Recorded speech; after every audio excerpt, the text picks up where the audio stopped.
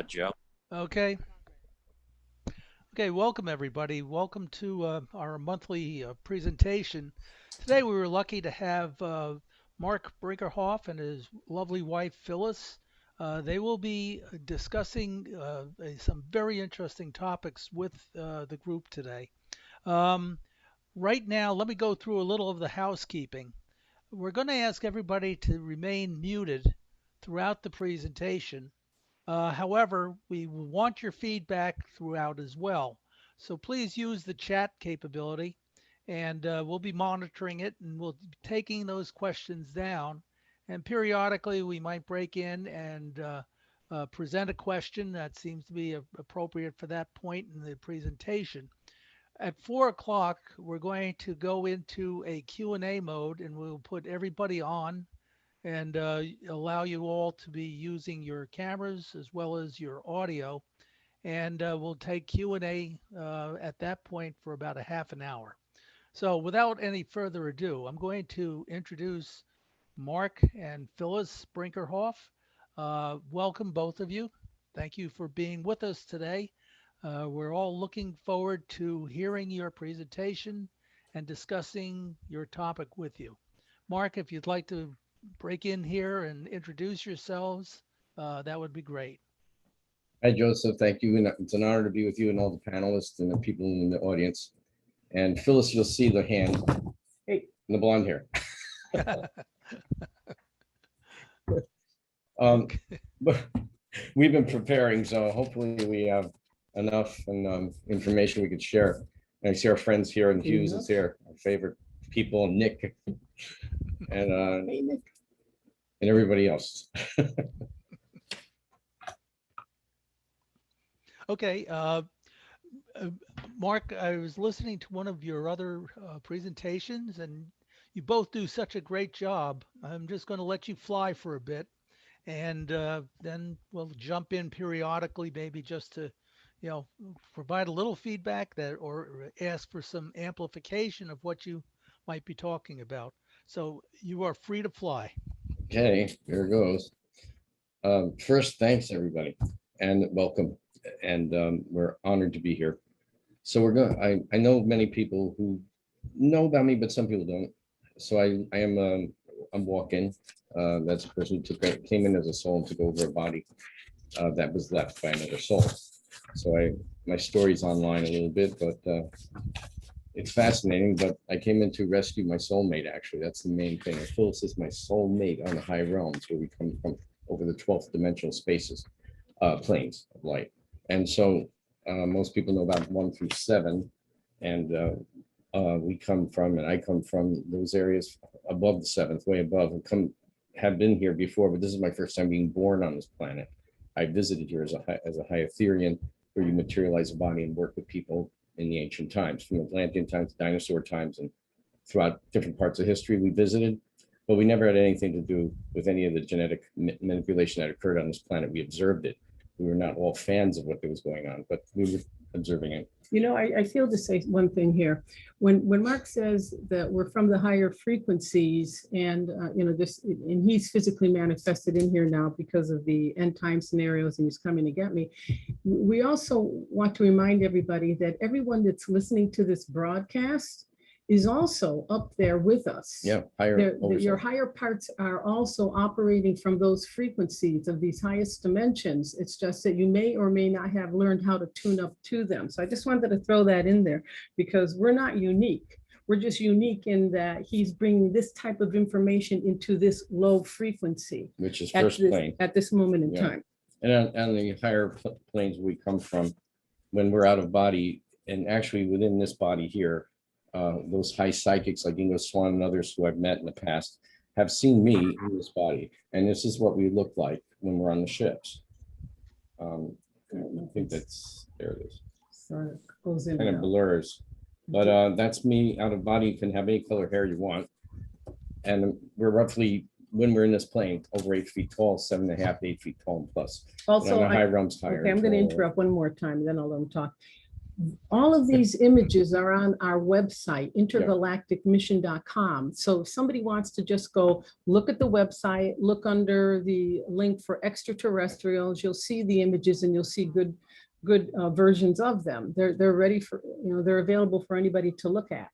So just remember that when he's holding up pictures, he's You can see them. generally holding up a picture which is in our website, except in a few occasions there will be ones that are only in our workshops. But he'll note that when he holds Yeah, them up. it's intergalacticmission.com under extraterrestrials or encounters, and that's where you'll see them.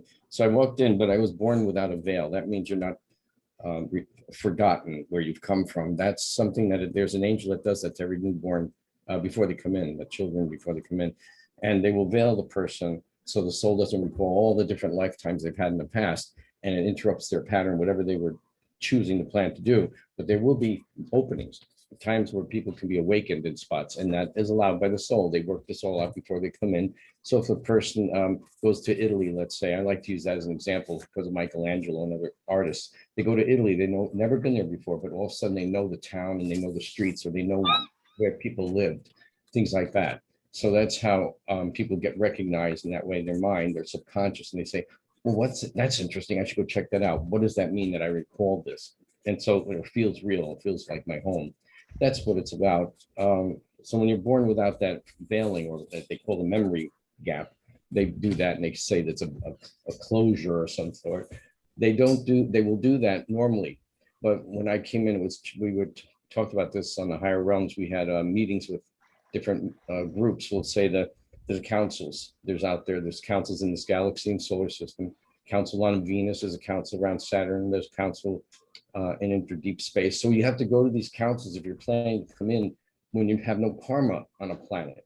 And that's the part that gets difficult. If you have no karma, there's nobody set up for you. You're not here. So the only karma of any kind or balance of energy I had was when I walked and talked on the planet in ancient times. So I was allowed to come in for that, but we had to find a body, and we have to find a parent, somebody I might have recognized or known when I was on the earth. So I found my father, who I knew in space, and he's a genius mathematician. So that's how I was able to get a link, but then we had to wait for a body to be discarded. You just can't take over a body. So the body was, the baby that my mother was having was going to be reported, and it was being a stillbirth. And so the soul left, and I met the soul, and I went down to take it over. And then all the machinery in the hospital that she was in, the emergency room, stopped going crazy. So that meant the baby came back to life. And that's a whole thing I go through and tell people about. But that's what it means. But as I was there, before I got in to take the body, I was talking with the angel there telepathically. And I said, I'm not to be blocked. And she said, I know. So that meant when I get in, I will have my memories. But the thing is, I had the memories. So when I was in there connecting, I had all my memory. I disconnected and went out, was connected with the energy, and then I went out to the ship. I watched and observed and went out to the ship. So you always have a connection back to the body that you're taking on. So people don't have to worry about being disconnected. So he also, I can see telepathically as well as visually, have real actual experiences with nature kingdom. Even as a child in a crib, I saw the fairies and I saw the angels that were there, and dragons, ground dragons. So in our house, we have a ton of plants, and fairies come by physically, sometimes in energy. And I've physically seen them. Phyllis has seen the fairies we have and flying around, and people who are psychics have visited us and have experiences with fairies here and the elves. I guess I'm here for actual helping the people is for Phyllis. But since that mission's accomplished, I got her, and she has this knowledge. She's been out of body with me. We've shared those out of bodies. She's been on lucidly, ships. yeah, we have lucidly shared. Lucid remote viewing, we call it, but it's lucid out of body sharing together. So when we get up, we talk about what happened. Shay's actually met one of the aliens that met me in the Central Park, Balthon, in 2015. She met him out of body when I was there observing with my other friends and crew. And we were on an Ashtar ship that's right around America here above it. It's very high up, very invisible to the physical eyes. And I watched her, Balthon, introduce himself to her. And he said, hi, I'm Balthon. I'm the one that met Mark in the park. And Phyllis was in her other aspect form as her higher self energy, but she recalled it when she woke up. She says, we just was just, what'd you say? I said, you're not going to believe Then what what I happened? just dreamed. And he said, well, it wasn't a dream. It was, And then he explained in detail what I had just experienced. And I was, oh, I met Belton. yeah, you said I met that And, alien. and I was quoted as saying, well, you know, while you drew a good picture of him, he's far more beautiful than you illustrated. Yeah, that's true. And this happened in August 10th, 2015 in Central Park. And only Nick Curto knows my location out of all people. So Nick's been with me there. So that's Nick. Nick's my brother in space, a friend of ours, and we all are out there on the high realms. It's seen as oversoul. So the thing is we have all these things happening around us, and all the things happening in the daily life of today and all the planet is a distraction to take you away from the infinite creator's conscious, to be conscious with or tune up to the creator. These are distractions because the lower forces, we'll call them, are trying to manipulate everything happening on the planet, which they've been doing for thousands of years. But it's getting time out for them soon. We're going to have experiences in this galaxy. We're going to get a little bit I don't deeper. want to go into that yet. No, guys. but I'm just going to get a little bit deeper for a few seconds in the explanation of lower forces, because we know that the lower forces that we will call, you know, more of an like ghost-like lower forces, or, you know, ethereal lower forces, are working with physical extraterrestrials within the planet and so, visitors. who are, you know, who have been running this planet and manipulating this planet from the beginning. Yeah, actually, from the So you have really two Way back. negative forces which are working together to obfuscate, you know, the information for the entire planet. and does that cover? We're working right now. We've been talking to people about the many levels, which are, I know I've shown these little snippets before, little things like this showing levels that go all the way up to 12. These are just flyers that we do They go to when we 12. have meetings or groups. When, we what, have that. but when you say 12, that's where 12 planes. 12th plane, where you still have a sort of You a have physical a body. body. Remember, even though we're invisible on these frequencies, the Etherians are right here with us. That's the energy right here. And they have bodies as solid as ours, but they're more of a lighter frequency, more lighter in frequency, much faster. But they don't have to eat in some of these etheric realms. The lower etheric realm, they will eat food or sleep or rest, and maybe even have families and children, but not always on the higher Etherian levels where they have that too, but they don't have to have children, they don't have to eat. Okay, I'm going to And we're interrupt going again. into the, So when we're talking 12th level, that's where, you know, you're still really sort of manifesting bodies that are sort of physical, but it's not that you're not also traveling into the even finer frequencies up through the 44th frequency, which, which is light mostly, you know, where you're more, how would you describe that? more of a light energy sphere when you travel into the higher realms over the 33rd. So there's, when they say I'm a light being, you really are a light being. And when you're on these 22nd to the 19th planes, you will look like something from that movie Knowing with Nicolas Cage, the lighted person that has energy going through them, a lighted form of a body, like a human-like body. And even if you get close, you will see features of the person, usually androgynous looking, but could be masculine or feminine projection, however they feel in their body form. It's whatever they feel safe and comfortable with the whole time, or whatever, what they feel to project. Yeah. So Could I just jump in here for a second? Sure. That kind of stimulated a thought. There's a lot of manifestations. Okay, we hear them described as various things. Could be ghosts, they could be spheres, they could be also the colors that are described. Yeah. These multiple levels, these frequencies that you're talking about, whether it's from 0 to 44 or beyond, yeah, can you give some examples of various, say the sphere, okay, the sphere of light, okay? Maybe you can give examples where it starts at a certain one level, then as it works its way further up, some of the other characteristics or capabilities that are involved. Okay, I'm going to jump in here because we're going way ahead of ourselves for the audience. Okay, oh, shut up. That is like a PhD type of question, which is fine. But before he answers that kind of a question, you first, everybody in the audience needs to understand what the first plane is and how it operates. And so we have a chart here, and We made a Mark's little going to also read it. But this is, we're on this plane right now, but there are multiple frequencies within this plane, which is where you get your Etherians who can still have children and what have, they may live 1,000 years, but they're up on the higher frequencies of the first plane, okay? And so for as far as we're concerned, if you're still living on a planet on the first plane, which is what we're in right now, you are not in in heaven, although it can be very heavenly. So I just want, we're going to hold this up just to give you an idea of what the first plane all through the universe is, and some of the things that happen on those first planes. Okay, this is a close-up to give people an idea of the first plane. You can see that. Multiple levels within the plane. And just so this is all of us right here now on physical planet Earth. On the bottom of that, point to that area. In this area. We're on that first ring. Okay, and so now, negative beings can have influence in this plane from their lower plane as well as the second level plane. The second plane is where we would cross over if we passed on from this plane. If we were evil, murdering people, or killers, you would move into the second plane. Yeah, but that's getting ahead of yourself. I'm going too far. Let's just life on the first clarify plane. What generally goes on the lower areas of the first plane, which is throughout the universe. Throughout the omniverse, actually.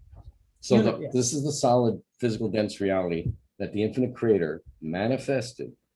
We were on higher realms. That's where we come from, our home. But it manifested these low density levels, these dense physical levels, where these other negative, let's say fallen, whatever, were cast to as a timeout. We call it a timeout, that they were cast to figure out what they're doing. But because they're cast to these lower dense levels and also the dimensional spaces within them, they cannot come beyond the third plane. This is where people might get confused. This is the third plane. These negative beings are located in these levels.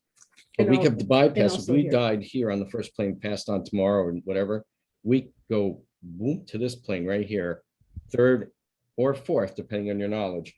But if you're a murderer, have done horrible things to children or animals, or tortured in any way people, you will jump into the second plane a little bit, even on the higher of the second, and it'll be like a purgatory, but not a purgatory. It'll be like a timeout, and they will talk with you what happened. Sometimes a suicide will get into that little level where they were manipulated, but they would just be talked to. People who have passed on and suicide are not. We're getting ahead of the base. Okay, but also remember that the oversoul is making the decisions on how to punish its lower aspect. So if you've been very, very bad, you're going to get some harsh punishment. So you could literally land up in something that is like the hell that people talk about seeing. What do you fear? But that's another, that's a whole other teaching. But what we just want to finish here is what the first plane, what the problems of the first plane are throughout the omniverse. Okay. So just read them. These are just basic ideas. This is dense plane level, like we're here right now.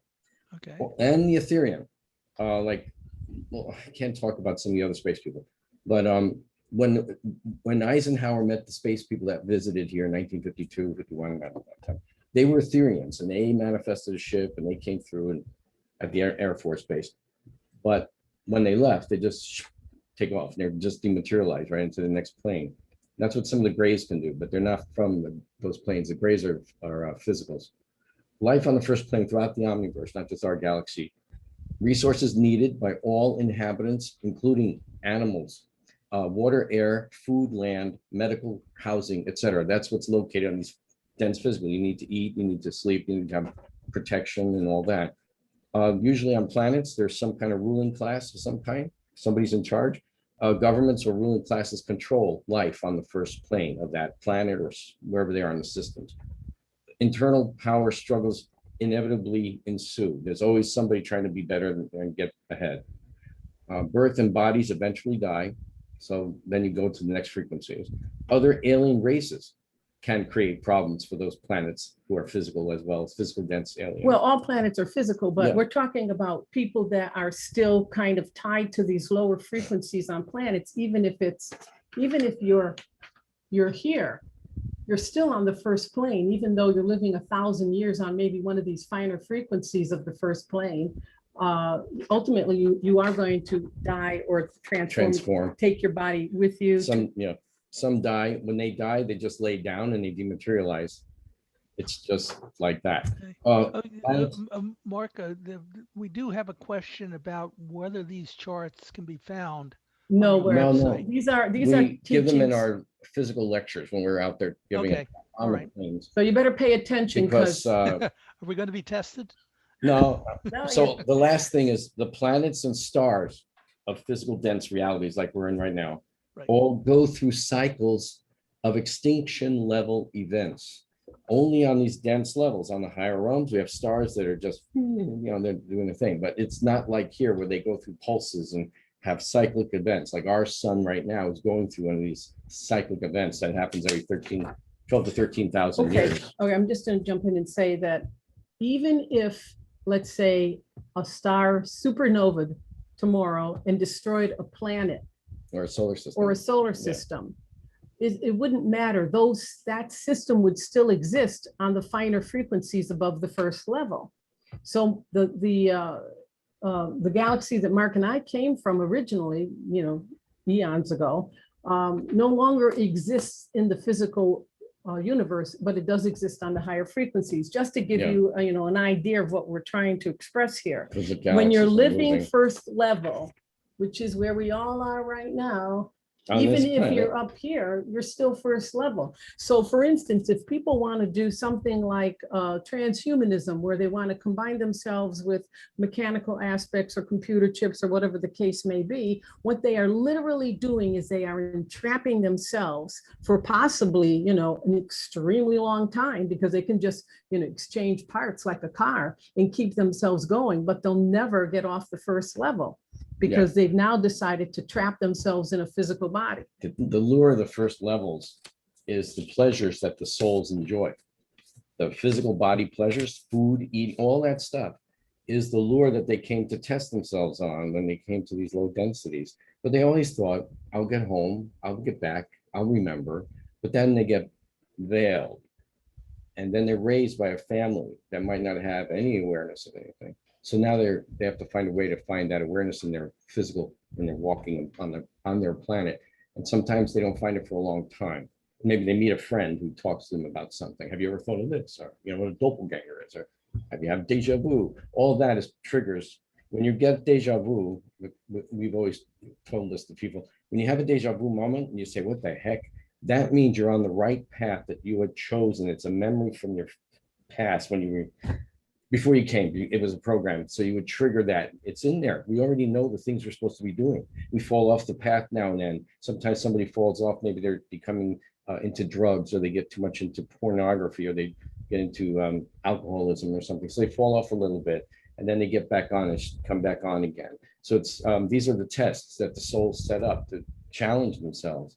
People didn't know that. So I've worked with souls on the other side who have passed on. I've also worked with rescue souls who have been stuck on that second plane level where they didn't have a belief system, or they are an atheist, or they died of a suicide, and we get to help them. So anybody whose children have died or people that they know killed themselves in any way, or even an accidental suicide, was something happened and it was like an accidental overdose, they're not in a hell realm like, oh my gosh, they're cast to hell forever. No, they are rescued, helped on a hospital plane level, which is in the second realm, higher realm of that second plane.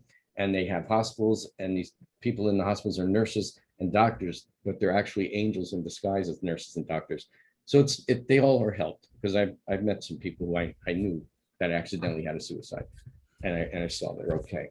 So just sometimes when a suicide, they might have to come back into another life someplace else, not always just Earth, that'll recover some of the things they missed, or some things they didn't get a chance to do before their suicide, or after their suicide. Does a I'm sorry, go ahead, Phyllis. Well, what I was going to say is that So when you're talking about the different planes of consciousness and you start going up through all of these types of planes here, you're getting, when you get to a certain level, you don't actually have to reincarnate back to a first level. As a matter of fact, maybe I didn't have to incarnate back to actually first level. I could have maybe just done Etherian lives for the next, 200 lifetimes, but I wanted to accelerate my path off of first level and really get into the higher frequencies. I just didn't know it when I was born, and I didn't find out until I met Mark. It happens. But the thing is, when you're talking everyone- about these higher planes, like the third and up, those are considered heaven levels. realms. That's what all of the religions of the world are pointing at when they're talking about heaven realms. But the thing that gets everybody totally confused, and I know this, is that everybody thinks that, there's just, one heaven, or, we're going to all go to heaven and there's going to be angels blowing trumpets and whatever the case may be. But they don't understand that everybody's heaven is absolutely uniquely specific to them. So your heaven may not be my heaven, Or vice versa. but it'll be your heaven. And this is going to get very interesting because Mark's going to talk about his experience with Tim Beckley after he passed and the heaven he chose. Yep. So it's just very, I want everybody to think about it. What would be your heaven? Oh, actually, you could tell the story about Ingo Swan. Ingo was a very close friend of ours. We worked on books with him. We helped illustrate, and Mark helped proofreader. When I say illustrate, I mean I just exactly replicated precisely what he had drawn in pencil into diagrams for some of his books. Secrets of Power, 1 and 2. Wisdom category, just a Yeah. few books. Reality boxes. And we were very close to him. He didn't want to put our names in his book because he was afraid the government would come after us. And I said to him, I was already tapped phones in 1976. But anyway, upstate. just tell them. So we're not afraid. I think They put us in later. when Mark tells the story about Ingo, because we occasionally talk to Ingo. Ingo died in 2013, but we don't bother him very much because we don't bother any discarnate people because we talk to Oversoul Reality all the time anyway. But I've had Ashtar. Oh, and by the way, Ingo was the one that influenced me to go to the suspiciousobservers.org site and find out about the extinction level event that's going to be occurring in probably the next 20 years or so.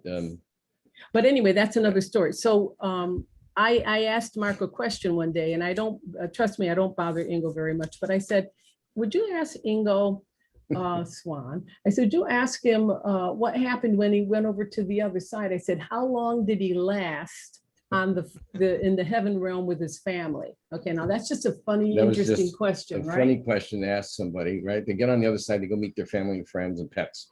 Your pets are there, and or your pets, whoever you love, this pets, they're there. If you didn't love your pet, it's not there usually.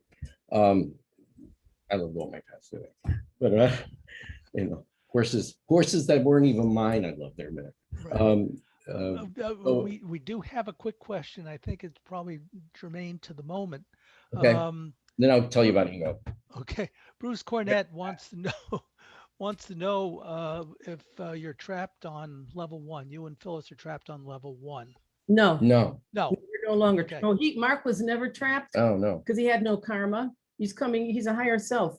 I'm here as a higher self. He came to rescue me. Yeah. From my final physical existence. I know these levels because I've come through them and out and bouncing back and forth to Earth in different times in different parts of her past lifetimes. And she actually remembered a few things. And I've met people on Earth that we don't know now, some are passed on, who in different talks in the 1978 time came up to me and said, I knew you in Atlantis. I knew you're those entities, those huge space people. And I was like, okay, curious, what do you got to say? And the woman described me in my form, my actual self. And then she even said, and your name, it had S and R's and L's in it. And I was like, whoa, no one's ever heard that before. Then she says my name to me as best she could pronounce it. Sarah's. It feels like that. And it's Sarah's. And she goes, that's the name. So it's funny how you meet people throughout time and they will see yourself. And at that time, I might have brownish auburn hair. Here we have blondish hair. It doesn't matter. our skin tones could be copper range to bronze and tones and copper golden, and it doesn't matter. We come in different forms. And I know a lot of dark mahogany. But skin the answer aliens to out there her and blue question, people, the blue answer to aliens. the person's question was, I'm no longer trapped, and Mark was never trapped. He came in to get me. So I know it's a little bit of an impossible idea to comprehend, but it is what it is. No, you're not trapped when you recognize the truths of what's going on and you start to understand the infinite creator and that we're But there's connected in every way with that. And then we'll get back to the Ingo story. But remember that the things that trap us on these first levels is our relationships. Yeah. It's like if you're a parent or a grandparent or something like that, and you're worried about what the kids are gonna, if they're gonna be evolving or if they're gonna, do well, because once you get into the high, the heaven realm, you worry about all those that you were close to down on the physical realm that are still incarnating back in. So relationships can pull you back in. Resentment can pull you back in. It's like if something, maybe let's say you were a man that was abused by his wife, and so, or she cheated on, or whatever the case may be, and or so vice versa. It's always, they always say the other thing, so I like to say it this way. So now you're holding resentment. You cannot forgive that person that hurt you so deeply in your lifetime, even though you set that up as a challenge for yourself before you ever came in. So now you're holding resentment. So that means you're going to get to the other side and you're going to have to recycle back again so you can learn to forgive. It's all about forgiveness. And that also includes being able to forgive the most evil people in the universe who are doing unconscionable things to children and to us and everywhere else. They will be judged. We don't have to worry about hating them and judging them. We need to pray for them and pray for their souls, because they're gonna pay a lot of bad karma back by the time they turn back around again. It doesn't have to be this planet, it could be another system. So being attached to people that have been in your family unit, it will draw you back. And also resentment and unforgiveness will draw you back. Those are really the primary concepts that'll draw a soul back, because you can't forgive, or you just don't want to leave your kids to fend for themselves in this reality. Because of the fear parents might have, or grandparents might fear their children, grandchildren. So they might have interfere and then just want to keep checking up. They keep zooming over to check up. So everybody waits for their families to come to the other side. But the most interesting part that people don't know about, when I talk to people out there and I see them, I know what they're doing. You can say, well, I knew somebody from 80 years ago or more. Did they come back to reincarnate? So if I go, will I see them over there on the other side? Like this person that might have been 90 years old, 1980 or 70, and they're passed on now, but they were your good friends still? Yes, you will see that person in their young form. And yes, they still can have an aspect that's taken another life somewhere on this planet or another planet system. The oversoul has control of all of that aspected form. And so their aspects are always available when you call on one. If you call on I can't even come up with it.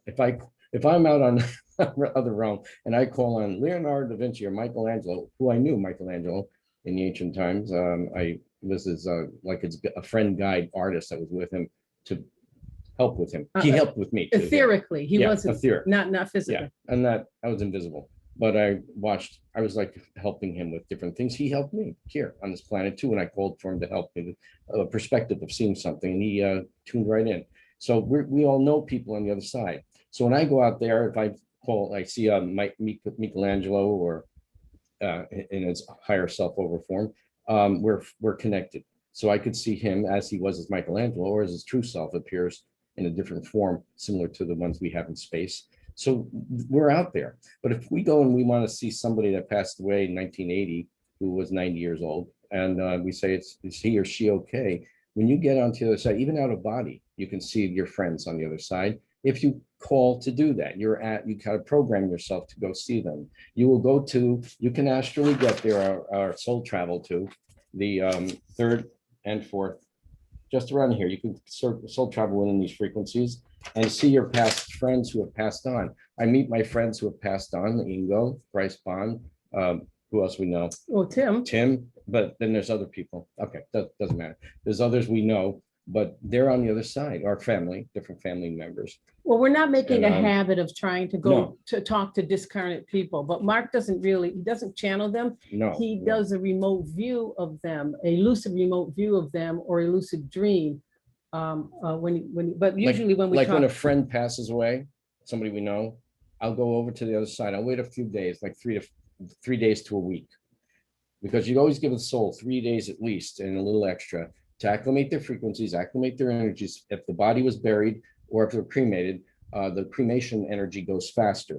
If the body's in ground and whatever they do, embalm it, there's an energy still with that physical body in the bones. So people will be haunting or walking around a graveyard who have been confused and didn't know where they go because they had no belief systems. That happens in these graveyards at hauntings as well. It doesn't matter. 500 years later, it doesn't matter. That's an astral shell effect coming on. And the astral shells would dematerialize in time.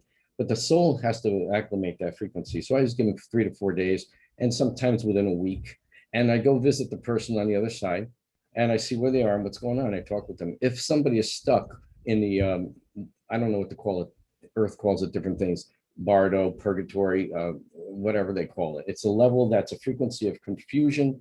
The souls who are confused don't know where to go. They're in this level. And it's always within this frequency within here, the second plane, on a higher frequency within the second plane going towards the third plane, because the third plane is the first heaven realm, the first heaven level. And that's where everybody usually goes. That's where they get acclimated. And when they arrive, that's where your pets will greet you and run to you. The first people you see are your pets. Then the humans come to you. But souls are in animals too. Animals have soul. So they will be the first you'll greet. Will greet you usually. if you love them. If you love them, yeah. Like your dog will run to you and jump into your arms. If your horse is there galloping towards you, if you got a pet calf or cow or goat, sheep, it's all there.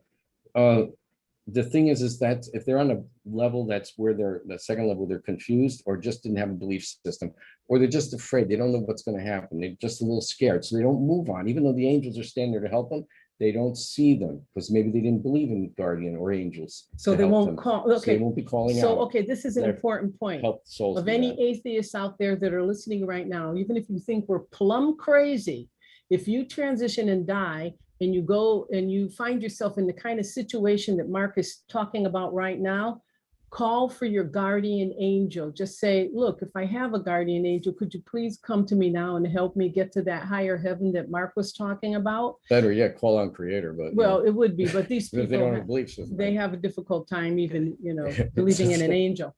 So I'm just saying that if you don't ask, you don't get. And Mark could do a whole other talk about how he released a girl that had been stuck That's something. for a long time, but she wouldn't recognize She her wouldn't own recognize an angels. angel. She wouldn't call for help. She felt she was too bad and she didn't deserve A rescue. lot of So, it's self-guilt. Yeah. so we're just saying that people bring a lot onto themselves, not only here, but in, in That's these other. another thing. Guilt does hold some people just from moving to the other side. They're guilty. They feel so guilty that they go, I can't, I'm not worthy, I'm not good enough, I'm not. And I had to convince her that you are. And finally, the angel showed up for her and I could see the angel. And then she saw it. And I said, yeah, didn't the light come for you? Did you ever see a light? She goes, well, I did one time way in the distance. I said, well, you were just supposed to head towards that love. And she goes, yeah, but I was feeling, I don't know. She was scared. So that's what happened. And the light will fade off. It'll wait.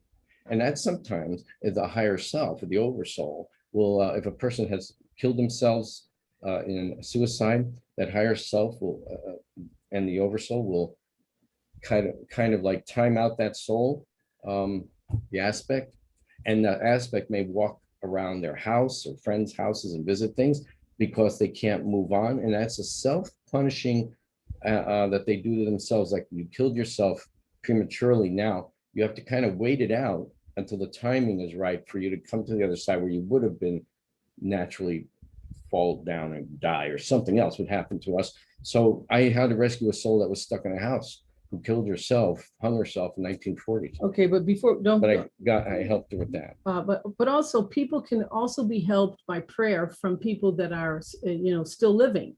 Yes. So don't think your prayers don't help the people that have passed over, especially if you know somebody that you think could be stuck on one of these lower frequencies. The crew, I'm usually in touch with right away. I have a lucid, feels like I call it lucid remote viewing. But for me, when I had a connection with them with a slight implant they did Well, with but you've me, been in it's been contact open all the time all your life. since I was a kid. So the thing is I'm hearing right now, they want our friends listening and people listening to know, this is my crew, my friends and crew plus Sananda. They want people to know, everybody listening, everybody on planet Earth right now had come in for a reason. Everybody's here for a reason. And some people think they have no hope or no reason to be, but they all come in for a reason of learning, whatever it is, to help others and whatever it could be. And that everybody's a powerful entity of the higher realms, so you're oversoul. But you have come in and to challenge ourselves, and we come in to do that, the souls. So they're all here. Maybe they're a warrior of light, let's call it, or we have meanings for this. What's ours? The spiritual defenders of truth. That's a symbol I have from the higher realm strips. They are defenders of the truth and the light and the love of Creator. So we have things, that reasons children came in. The children are all of us, the souls. We're children, we come in. And we have different challenges we chose to do before we left, or what we want to do, help people. So yeah, and Bruce was right. In a way, I'm helping Phyllis leave here to connect to her higher self, even though our higher self is connected to her now, because we do a certain teaching that it's a seed atom activation, which is we do on the ship, on the higher realm ship for the Ethereans. But we were given permission to bring this in 2008 to help the people now, because time's getting close to leaving this earth and what's going on in our solar system. And I will just jump Once we in do the connection, you can connect. and say that being with Mark for over 40 years has allowed me to connect to my higher self and to see through her eyes occasionally, and he could confirm that. Yeah. But Yeah. I also download information from her constantly now. And I double check it with him. I say, was that I don't want to mention her name. Was that her? It was saying that, or was that me thinking? He said, no, she was telling you that. Because I was hearing So it that is as constantly, well, telepathically. it's constantly confirmed to me that we're in direct And communication. what had happened in the last 10 years or more, Phyllis learned how to hear when she was talking, when she was telepathing to her, that it wasn't just my thought, it wasn't this and that, it was an opposite, it was a different thought comes in and talks, and it's herself. So she learned how to know that sound or that voice. Yeah, that's a whole other Not teaching even a voice. on discernment, Yeah. which at some point we can do. I know there was something the crew wanted to say, is that to let everyone know, do not be afraid. You've always transitioned from other places before, and transitioning sometimes is like just getting out of your body and leaving. If your body passes on, you just get up and walk or levitate. But we've done it before. This is not our normal home. This is a place we've come to explore, test ourselves. We call it strengthening camps or boot camps, the physical dense level. These souls will challenge themselves on. I mean, we all basically came in to help when, Yeah. a long time ago. Yeah. The souls that got trapped sometimes, they've been millions of years going. And Earth has been visited and flipped a few times. Mhm. So what past beings who were here having camps or bases has flipped and gone under, maybe under the ocean now. And you see these giant steps that are over 12 feet tall walk, who's walking up those giant steps?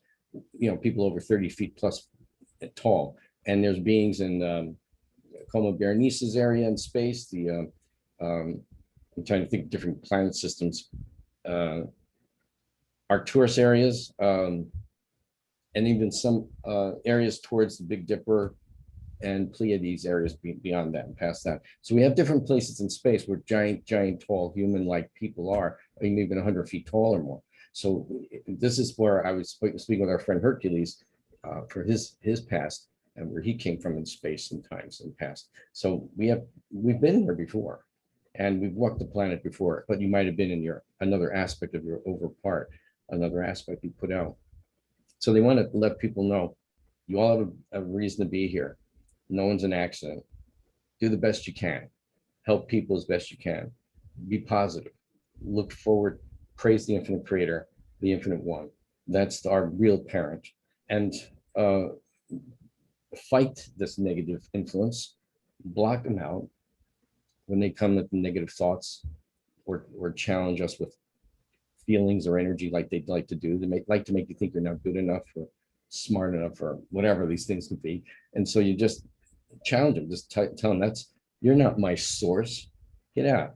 You say things to them because they don't like it when you recognize them. And they're also very good at trying to make you feel resentful that somebody may have more than you have, or is luckier than you are. So these are all the tricks of the fallen to get into people's heads, and they do it all the time to everybody.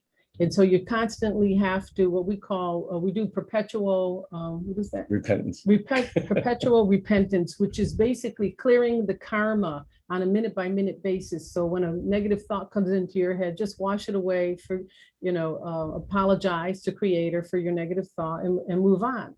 But don't let things fester. Yeah, that's all. And just and give thanks daily. As you get up in the morning, as you walk outside, ask your guardian or your angels who are there. And usually guardian angels are your friends in the high realms, where we in space we work with all the angels. We're working with them. I know my angels, and I've met my angels. They've come through to me physically. And even a story that we don't tell now, but my doorman met my physical guardian angel when she returned Phyllis's briefcase from a taxi that it was lost in. So she arrived over 6 feet and change tall. And he even said she was an angel. And later, before she left, he kept asking her, "What's your name?" And she said, "Angel." And he said, "Is it Angela or Angela?" And she said, "An angel from God." Walked up the steps, dematerialized. So you see, and he described my angel who I asked for to come and help us with. There's a whole thing. I could teach people on how to communicate and get the information, get your angels to help you, because the angels our angels are listening for our word, what we speak. And if we ask them for something or saying, "Guide me today, protect me as I walk out of the house and get home safely," or if you have children, you're saying, "Please, guardians, make sure their guardians are protecting you." You can even ask your children's guardians, just say it, protect the kids today. And pray for your children, and we pray for our guardian angels. We pray out giving thanks to Creator for our angels, because they told me no one does that normally. So when we give them prayer as like protection and help them, not praise, not but praise, prayer. Just It's like you're pray sending for them. Sending for your children, for your grandchildren, or brothers and sisters. We pray for the angels like that. Thank you for them, Creator. Thank you for them being with us today, protecting us always on Please our life bless here, them. and bless them always with protective energies that they work with. And then what happens? Creator knows we believe, knows we understand who it is, and we understand who the whole Trinity of the infinite Creator is, and sends energy to our angels in response. Then the angels get that energy, and then Creator sends a bounce to us because we recognize and prayed for the children or prayed for our angels. So there's a whole thing that goes on, and when we get that energy coming in, it builds up around our energy and auric field. I want what the angels have all shown me to, and how they see things. It builds up around the energy field. So if you're praying for your children who don't have an understanding yet, keep praying for them, and it builds up an energy field. If anything happens to a child, if they're walking towards traffic, the angel can buffer them from not walking into the road, be a soft cushion backwards and push them back. They told me with that energy buildup, with prayer and trust in Creator around our kids or grandkids or children or pets or friends, that will happen. It builds up in the energy field like what do we call it? Like a savings account of energy for the soul. An energy savings account. Like we all these things, we're trying to think of ways like credit account, whatever it is. And the angels, the guardians, as well as ours, if we send our guardian to help somebody, and we can say, "Can you go check on my cousin?" Whatever. And they'll, seconds like that, they do it. But they can do that because we have energy for us, and they utilize frequencies. So if we've been praying for our cousins or kids or somebody else in another state, they'll bounce over there, and the energy is there with that person as well. Sometimes they can actually have an encounter of something like a presence in the room. And this is amazing how they've shown me how this works to rescue the children who have no understanding yet. It's the parents, the grandparents, the brothers and sisters praying for their brothers and little brothers or sisters or babies. And it builds up that. You wonder why. I know this is an ancient story in the 80s or something, but the hurricane came through, a tornado in the West, and a house was destroyed. And the parents and everybody was in there, right? And the place was demolished. And the baby was in a crib. and they were freaked out because the baby was missing.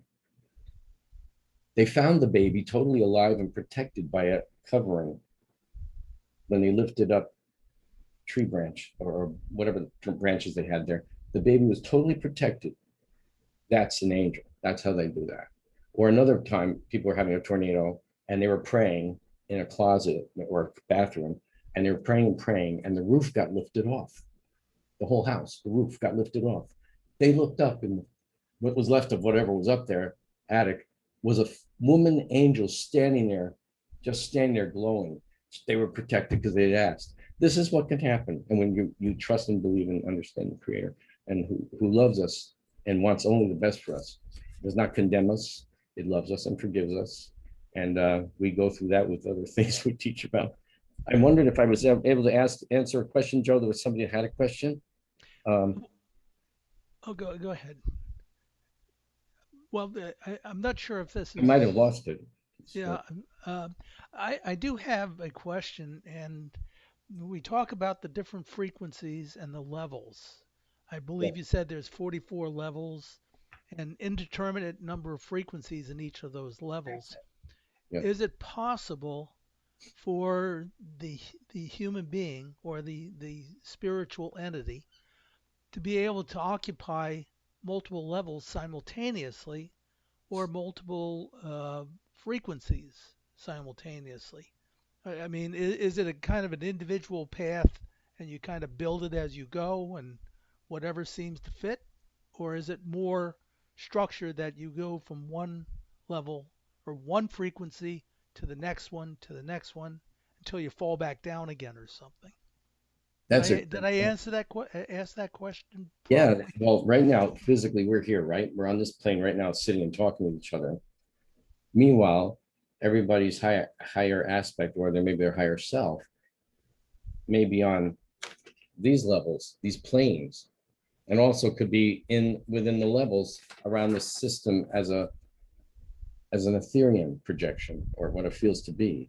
We have friends whose higher selves are working on the higher ship around our planets, the planet Earth. Right now, we have a ship over America, a ship over Europe, and these are 2,000 miles long. They're huge, but they're teaching and training ships, but also a place where the higher selves of many of the Earth people, in no matter what country they're in, or states or anything, whatever country that ship is above, you'll be in that ship as a higher self frequency projection, working or training or teaching or observing. And the oversouls, our oversouls in the solar system, are usually, and those are people on Mars or any other planets as Ethereans as well. Our oversouls are located in an arcbana. We call them arcbanas. They're like arc ships, but they are huge, bigger than stars.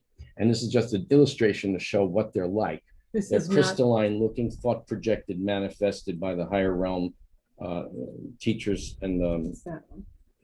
masters, as well as we call them masters. You know, you're all oversouls or masters and higher beings. But we have these places we call home.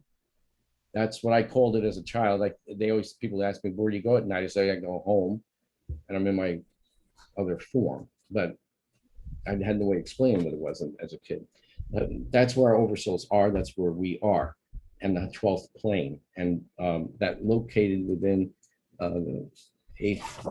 Let's see, We usually ace. 8th to the 14th planes, which means our oversouls on a higher frequency are the manifestation of that arcvana in frequency starts showing up on the 8th plane around here. See, I showed the arcvana here. Shows up from there and keeps going on to the 14th. And depending on what a soul is acclimating with, they will appear on the plane that they're safe and feel good in. But there's still oversouls show up on the 11th and 12th and really start showing up 10th, 11th, 12th. And the aspects will come through and they project an aspect to be the higher self. So whoever's on earth right now, everybody has a higher self. You are the aspect of the higher self on the earth. And there are other same self aspects, your same self, that can appear on a 10th as well and move over and check out your oversoul, who is you, but with infinite knowledge that the aspects don't always have all the infinite knowledge. But the higher selves, depending on their level they're focusing on and what they're working on, sometimes don't have all the knowledge that the oversoul has until they connect to the oversoul. Well, quite frequently they don't, because You can be an oversoul, a higher self on a fifth dimensional space plane over here and working on the ship. let's just, I It's love, too much. It goes I too love deep. this concept because people have asked this before. So yeah, you are in multiple places you can be and be focused. I want to say about ascended masters, right? Oh, It's like everybody thinks that all ascended masters are created equal, and that's just so ridiculous and bogus that it's not even funny. Not all, for instance, Mark has met many of the Earth ascended masters, but there are certain ones that have not been, don't get to the realm that he's from, that he can focus to. I know Kuthumi, who was St. Francis of Assisi in his life on physical planet, and then he came in as a Tibetan person and as Kuthumi, or that's the name he uses back in the 1920s or so, or 1918 or something. I'm just giving an idea of the timing. And I met him in Katona, New York in 1976. And he was close to 6'5" or 6'4". He's pretty tall, had long hair, beard, and long eyes, and dark, medium brown eyes that had infinite light coming out of the iris and the pupil. When I looked at him, we were totally telepathic, talking with each other. When he left the building I was in, where he came into the store, when he walked out, I was right behind him, about 5 feet, 6 feet behind him. He went out a door, I was behind him. When I got at the door, he was not anywhere to be seen, dematerialized. But that was a meeting that occurred because I had been asking when I was in the fields if there's a physical contact coming soon, because I kept feeling something's coming, something's up. And they said, yeah, but you'll never know. It always happens when you don't expect it. The same meeting in the Central Park happened the same way. I didn't expect it. The guy just came in. So this is how they do this. Don't search for contact. Always look forward to it, like anticipation or a gift, like a birthday or Christmas present or something. And you go, oh, I know it's coming. I can't wait, whatever. But that's the thing. You just put it out, nonchalant energy. I always call it like, thy will not mind. That's how you do it. Thy will not mind, but I know something's, if you're planning anything, I'm there. Just help me to be aware when it happens, or be alert when it happens, because I know they do it when you don't expect it, because they want to see how you react. And it's all monitored, it's all watched in the Kaisha. It's seen, it's recorded, basically. Okay. I think Mark, people need to know that, though, that they're all here right. for some people. Mark, Bruce Cornett has a question. I'll read it for you. I was told by a soul reader that I have multiple existences on other worlds. It was hard to believe that I have over 300 simultaneous existences. Is that because there is no time in higher levels? Right. There's no time on the high frequencies. There's no time, even when you're out on the heaven realms. There's no time. There's a sense of time. All the souls, we all have it in us. If we're telepathically speaking with each other, and we said, "I'll see you later," or in telepathy, later means we might have a meetup spot. We know we're going to go to, like a fountain or some teaching place or whatever it could be, or the river or the lake or the ocean. Or you know that, or a galactic meeting on a ship. If I was going to a galactic meeting and I was a heaven realm and I was going to head up to a meeting that's happening, I might say, okay, to my friend Bryce, who's also in space. He works on these planes around the Earth to help people, because he was a metaphysical teacher in the Earth and a healer. But if I said to Bryce, I'll see you later on the ship, telepathically, he knows what ship, where I'm going, and he'll be there. This is all, and you get a feeling of Earth time, let's say, in your body. There's a time feeling from the bodies that we've worked in. So you get a feeling of a week, 3 days, hours, energy feeling. I'll see you later. That meant I'll see you within the next 4 hours on Earth thought. I'll see you in a little while up there. We're going to that meeting. That's happening tonight, today, right now. So, but the thing is on the higher realms, there's no time the way we see time. It's a feeling of presence and going and moving. And once you get how it works, and I tell people it's similar to the feeling you have in your physical bodies. You have a mental impression that's in you. Like when I used to get, if I'm seeing something for somebody, I'll see a ruler come in front of me in here in my third eye area. I'll see a ruler glowing, not a real ruler, but just lines like a ruler, 1, 2, 3, 4, 12. It gives me that as a year. And I tune into the person that asked me the question, and they're saying, when do you think this could happen? And I wait and I watch, and a spot will glow up on that area, a little glowing will occur, and it looks like 5.5. So I'll say roughly it's 5.5, maybe months from now, but I have to go by the feeling that you acclimate and understand. If it feels urgent, a feeling of now, I have to say it could be 5 days to 5 weeks. You have to feel the essence of the energy feeling. But if it feels drawn out to me, I'll say 5 months. And it feels like a while. The same way we think in 5 months ahead, that feeling occurs to me when I'm tuned in with somebody asking me a question. So that's how they play with me with that for me when I'm here with tuning in. And I've had some accurate things happen, even with the dates, which is hard to do, which I never believed, but it does happen. So we can do that, and it's by the urgency. So you learn that on the physical levels and the etherian levels, because there's times on the etherian too, on the lower etherian levels, where people have bodies or physical bodies and children, or they will eat and sleep. Those things are happening on those levels, where some of the etherians from space are physical, and they come in and work with the earth people. They lower their frequency to work here. And you might remember the story of Valiant Thor. He would lower his frequency to work here. So he came in to be physical, so he could have a coffee and drink, have some tea, piece of toast, and it would acclimate through his body, similar to the earth body we have today. But when he goes back to the ship, Vector 1, it's like he goes back to the ship. It's invisible on our frequency. They tune it down to so you could see it. He'll get on the ship. Soon as he's in the ship, which has happened to me when you're in the ship, you become, the energy takes you into the etheric realm, and you're still there, but now you're a higher frequency of you. And so there you don't have to really eat, that you can rest. It's not the same. Although they'll offer you things. The things are thought form creation. It'll be a thought form glass of some kind of elixir of something, and it'll taste really good. Might not even be anything you've ever tasted on planet Earth. As soon as you swallow, it goes to here and it dissipates into the frequency of your body. So there is no digestion, there's no stomach, there's none of that happening. But these are thought form to, because souls like to share, and we like to do things like that. So we like to experience with each other. So if someone in another galaxy says, I had this strange juice or fruit, and we never experience it. So they'll show it to you. Here it is, to Earth will be an orange, we'll say, right? And that other entity or space being might not have tried an orange. But if they do, it's all telepathic, it's all thought form. If they get a piece of this and taste it, they're going to taste it the way the thought form of you who knows the taste is projected into it. And it's all there. Not like, oh, I can't remember what orange, oh, you know what it tastes like. It's there. And they'll taste it and go, wow, that's interesting. It's dissipate.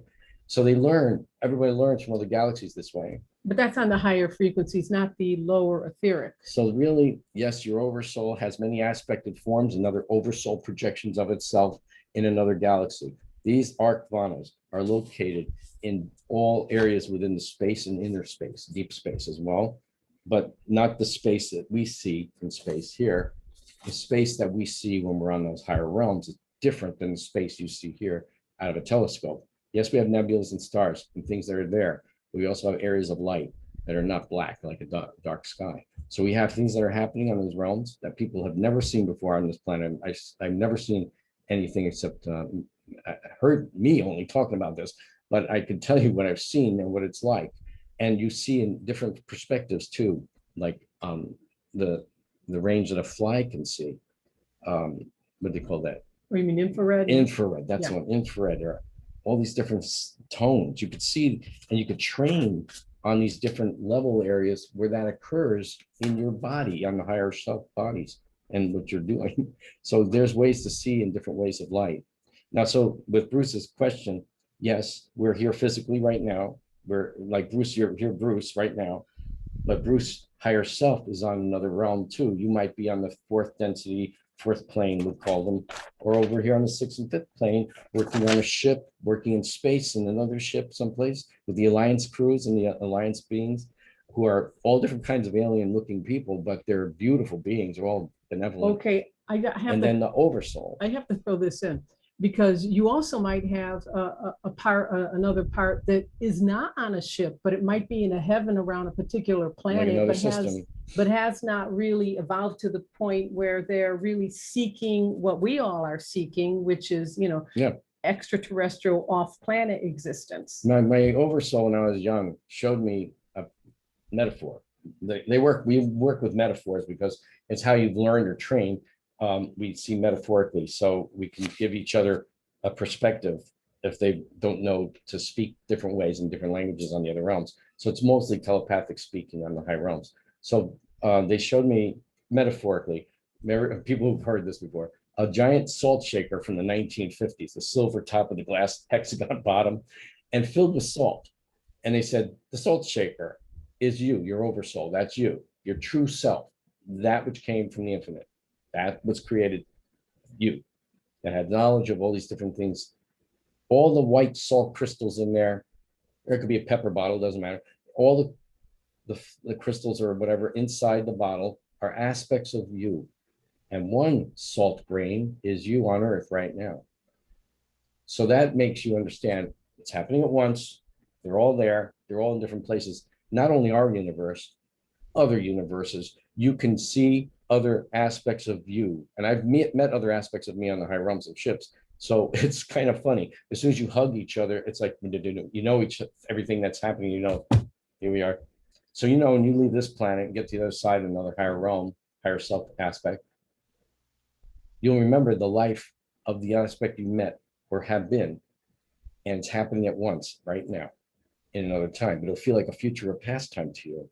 So a higher self can be like a future feeling to us. Like, oh, that's my future self. And guess what? Sometimes they are. They are an aspect. Bruce might have an aspect right now in the future of this solar system, 100,000 years from now, who has time travel, and they all have it in space. We all have time travel. And they come back to say hi to Bruce in a glowing UFO over his backyard or over the building. And there's a feeling of love, a feeling of, I know something's here. That's how they worked with me as a child, little kid. I had that they were doing. And you know, your family is there. And sometimes the family is you. It's your own self saying hi to you. So yes, you can meet your other self. And I'm wondering, you know, during the times of Eisenhower, the Ethereans that came to visit him, and they took him on the ship to give him a demonstration, one of those aliens might have been his higher aspect visiting himself to give him that knowledge or that familiar home feeling. And when they talked with me back in '78, what's his name? E.T. the Extraterrestrial, with Steven Spielberg. He sent people here in New York to interview me back in '78 of March. Well, the reason for that was because he was looking for a child that had an experience with benevolent extraterrestrials at a young age, from 5 or 6 to 12. Because he said, they told me the movie was going to be about a 12-year-old meeting in the extraterrestrial. So they want to know my information. And they wonder why E.T. was saying home, because I was telling them this. I said, they asked me what is the name of the, what do you call the ship? You should tell them it was Tim Beckley that and Tim Beckley arranged that whole meeting back in 1976, 77, 78, when that happened. So the meeting occurred in '78, but it was arranged a little beforehand. I was upstate New York living up there. So I had to bring photos and artwork down to show them in New York. And that was the same day I met Phyllis. The day she was at Tim Beckley's waiting, hopefully I would come back and talk with her or maybe make a phone call. And I was walking down the Grand Central when I left that day. And they tape recorded everything. They wrote notes and they gave me money for travel. That was all they gave me. But I said, am I supposed to sign something? Because you got all my information. They said, oh, no, we're just getting information. I said, what about the alien? Are you going to use these 8-foot, 10-foot beings? Or are you going to? He said, no, he's going to make up his own alien. And he did. But the information from that movie is in there, the stuff I talked about, from the telepathy, from the heart. That's how E.T. knew what Elliot was doing. I said, they always know where I am. And he says to him, I'll be right here. That's what I was telling them. It's here. It's here. The heart energy, the frequency of the chakras, you could see. And the healing abilities that many of these beings have that can work with that. So, and they asked me, what do these aliens do to visit? I said, well, sometimes they do different things, and sometimes they're botanists. You know, they come in, they bring plants to the planets. Now you're thinking Star Trek, but that wasn't exactly there yet, totally. But still, it was like Star Trek-y type stuff. So what is ET? He's a botanist. The whole ship was a botany ship, and that's why the little girl gave him the plant. So. And Elliot and him were tuned in with that plant. And that's why Elliot saw the plant going down. He knew ET's energy was leaving. But when they asked me, how do you go to the ship? I said, it's through out of body projection or more like soul travel. So when ET was phoning home with the trees and all the things going on, nothing was happening. Then he goes home out of body to visit his ship, who was out in the galaxy here somewhere. So that's when he appeared to be dead. And he zipped him up in the dead, like he was dead. And Elliot felt the pull. Remember, he's leaving, he's feeling sad, he's feeling sick, and the plant's dying. And as before they're leaving, the plant starts to come up like that.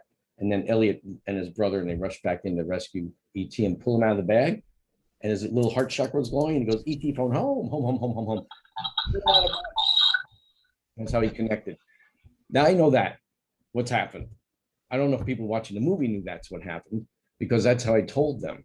So that movie was a lot, and plus I had a golden retriever when I was 10 and 12, and that dog in the movie was a golden retriever or a mix. So nothing in the movie about food and candy was anything with me. It was just the ET phone home was definitely stuff. you. Yeah, ET home, home, home, home. It was just fun. But so knowing all that, when I saw the movie the first time, 1981, Phyllis and I were like, that's your information there. So it's funny how that they were able to do certain things. So in truth, I was just saying about for Bruce with that, the entities of yourself, these aspects we call them, the projected aspects of all the salts in the salt shaker are aspects. It could be higher self and other aspected oversoul formation of knowledge that the true self has. It's multiple in different ways. Yeah, that's on different high frequencies in the different galaxies or different universes. And so we connect with each other unto ourselves. And a lot of times we're pulling to go to another galaxy or some other place we know of, we go there. But if there's a universe we haven't visited yet, and the oversoul has put someone there, and you know that through your over projection, you will go connect to the area where your connection is. And that's where you'll first find the information you're looking for as your personalized aspect, what you're doing now. Because when you leave this earth in this body form, you pass on, you take the knowledge you have right now gathered with you to the next realm.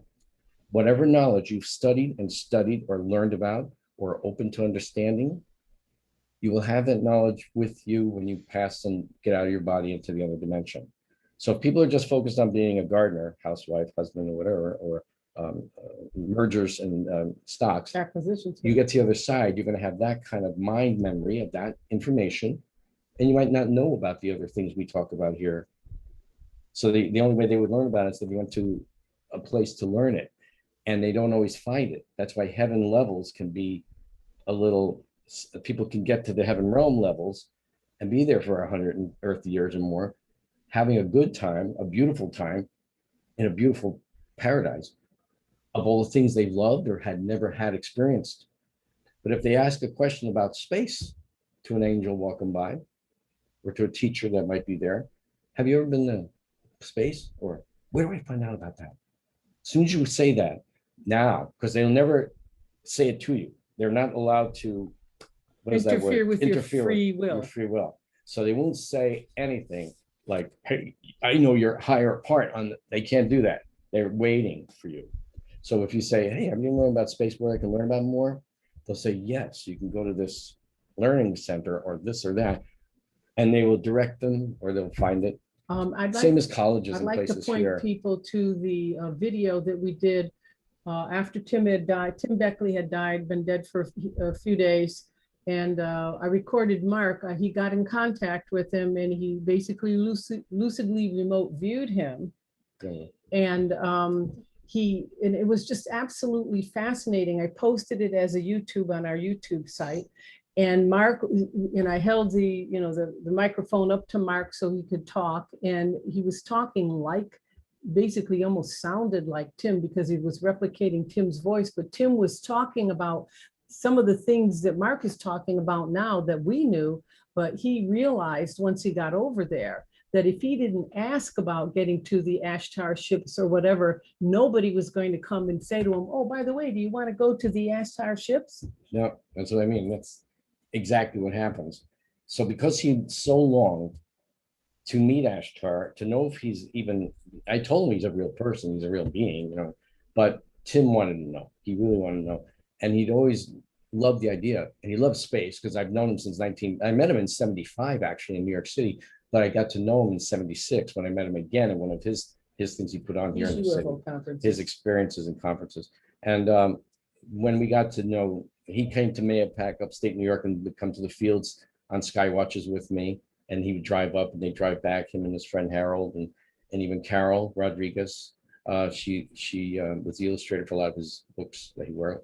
And she's good. She's a great person. And she was at the funeral too. So we've known each other for a long time. So he was always interested in being in space. I kept telling him you're in space, but in a higher form. And so when he said, I want to meet, I would love to meet Ashtar, he would say that to me. But he did. He met Ashtar. But the thing is he had to know it in himself. He had to have it in his mind when he got to the other side, desire. And the beings he met, like this angels, he called them the angel people. But the angels are always there, and angels are not humans. They're not souls. They take that form for us to recognize and be with. They're our friends, and yes, but if you see angels walking by, Christed angels or different healing angels, different angels have different things they do, music, everything. And if you see one of these angels, he said he spoke with one, mentioned it, and of course the angel probably smiles and says, "Sure, I know where to get you." So that's how he connected. So if the more curious the soul we found, curiosity, wanting to know more about what we're on. Like if you're on the heaven realm, it's so beautiful. You can get lost in that realm. The music, the beauty, the energy, the scent, the smell, the flowers are huge. And one of our friends is asking you to be a crystal. Yeah, but you okay. can be in tune with the flower. But that's just a particular heaven. I mean, there are people that have died and gone over to their version of heaven, which could be Las Vegas. Yes, that happened. So, everybody's heaven is different. Yep. They're whatever you longed for or have been accustomed to and loved, it's still there for that person. It could be 1920. Somebody might have been born in 1920, 1919 or whatever, but they had a good time at 10 years old or 12 years old, and they remember the 20s, the 30s, and they will show up and they can go to those areas and visit. You can see these areas. They're still there. There's all these areas, but they're in a higher form, a higher energy of presence. It's a more cleaned and clarified form. So when Tim went, he liked the city. And he was raised probably in the country in the New Jersey area, but he liked the city. So when we went to go meet Tim, he was in a city location, that was like the New Yorkish energy. That was a dream you had after you communicated with Tim, which is online. And people should actually listen to it because it's absolutely fascinating. Then you had a lucid out of body with him, where you found out where he was now living. I wanted to go see what it's doing. And Phyllis didn't recall it, but she was with me out of body. And so walking down a sidewalk that looks like New York, kind of, but I'm looking around going, wow, these buildings are New York-ish, but a little more futuristic looking and very clean and beautiful. That's the other side. So we went to his apartment, which is a giant palatial suite or whatever you want to call it, many rooms and balconies and everything.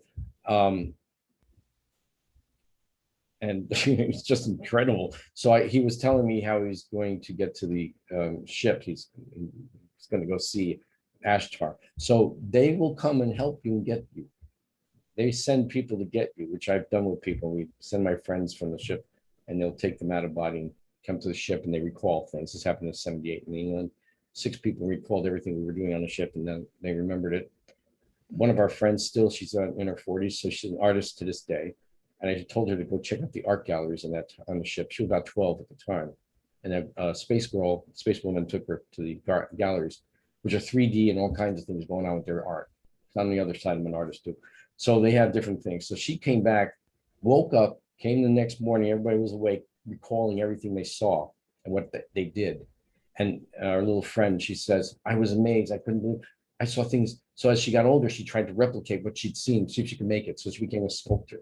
So there's a lot of things that happened. And the people that were with me, one of the wives of one of the guys says, Mark, where were you? We were talking to these people. I said, I was standing on your left side. And she goes, the 3 aliens are standing there. And we're like 7.5 feet tall, whatever. And she goes, and I said, well, that was me. I was the one on your left. Those are my 2 friends. And she goes, oh. And then the other friend who'd been going out of body with me named Rodney, he remembered that because he had the same experience with me. He said, I was walking down the hall talking with this alien. Where were you? Weren't you? I thought you were going to meet me. I said, that was me you were talking to. And he goes, oh. So now he got the idea. He said to the girl, he says, you'll get used to it. Yeah. And Mark said, he's not Mark. So this is what happens. So everybody remembers. So the thing is, you can ask and program yourself to go to the ship above the Americas right here. If you're in Europe, you go to that ship. You say, I want to be above. I want to go teleport. As soon as I leave my body, start to fall asleep, I will automatically leave my body and get to the ship with the guidance of my guardians and the guidance of the friends in the ships who will come when you ask. They will come. We're talking about a higher, what frequency are these on? The fourth? Yeah, they come into the third like heaven, out of body heaven areas. levels. Yeah, These are heaven level ships. yeah, and you can get to them from out of body or soul travel. Just make sure you're not into a lot of drugs or alcohol. That Well, slows it. If You you're can't move into past a if you're certain into frequency. negative frequency behavior, you can't get into the finer frequencies. You literally just bounce back off of that frequency. Yeah, So, I try to that's, tell people, keep yourself cleansed, detox as best you can when you can, and keep your thoughts on light and love. No thoughts, warning, this happened to my friend. No thoughts on sexuality going. Keep your mind blank with that. One of my friends had an encounter, physical encounter in England, and a beautiful space woman and a wonderful alien, one of the alien teachers I've met too. Not a humanoid, he's humanoid, but he doesn't look like a human. And a beautiful space woman. I got the pictures online. no, think it's not online. it's online there. No. Okay. It was my friend Bryce, but he had an encounter in England and the ship materialized around him. But the woman was on his left, beautiful long dark hair, beautiful space woman, human looking, long eyes, space people. And his telepathy, he saw her, he went in his mind, he said in his head, wow, I'd like to get with her. I said, you said that in your mind? He said, yeah. I said, well, she must have said something back. He said, yeah. Now here's what happens. Keep your mind out of carnal and desire. These are your brothers and your sisters. No matter how beautiful they look, they're great looking people. Here's Astron.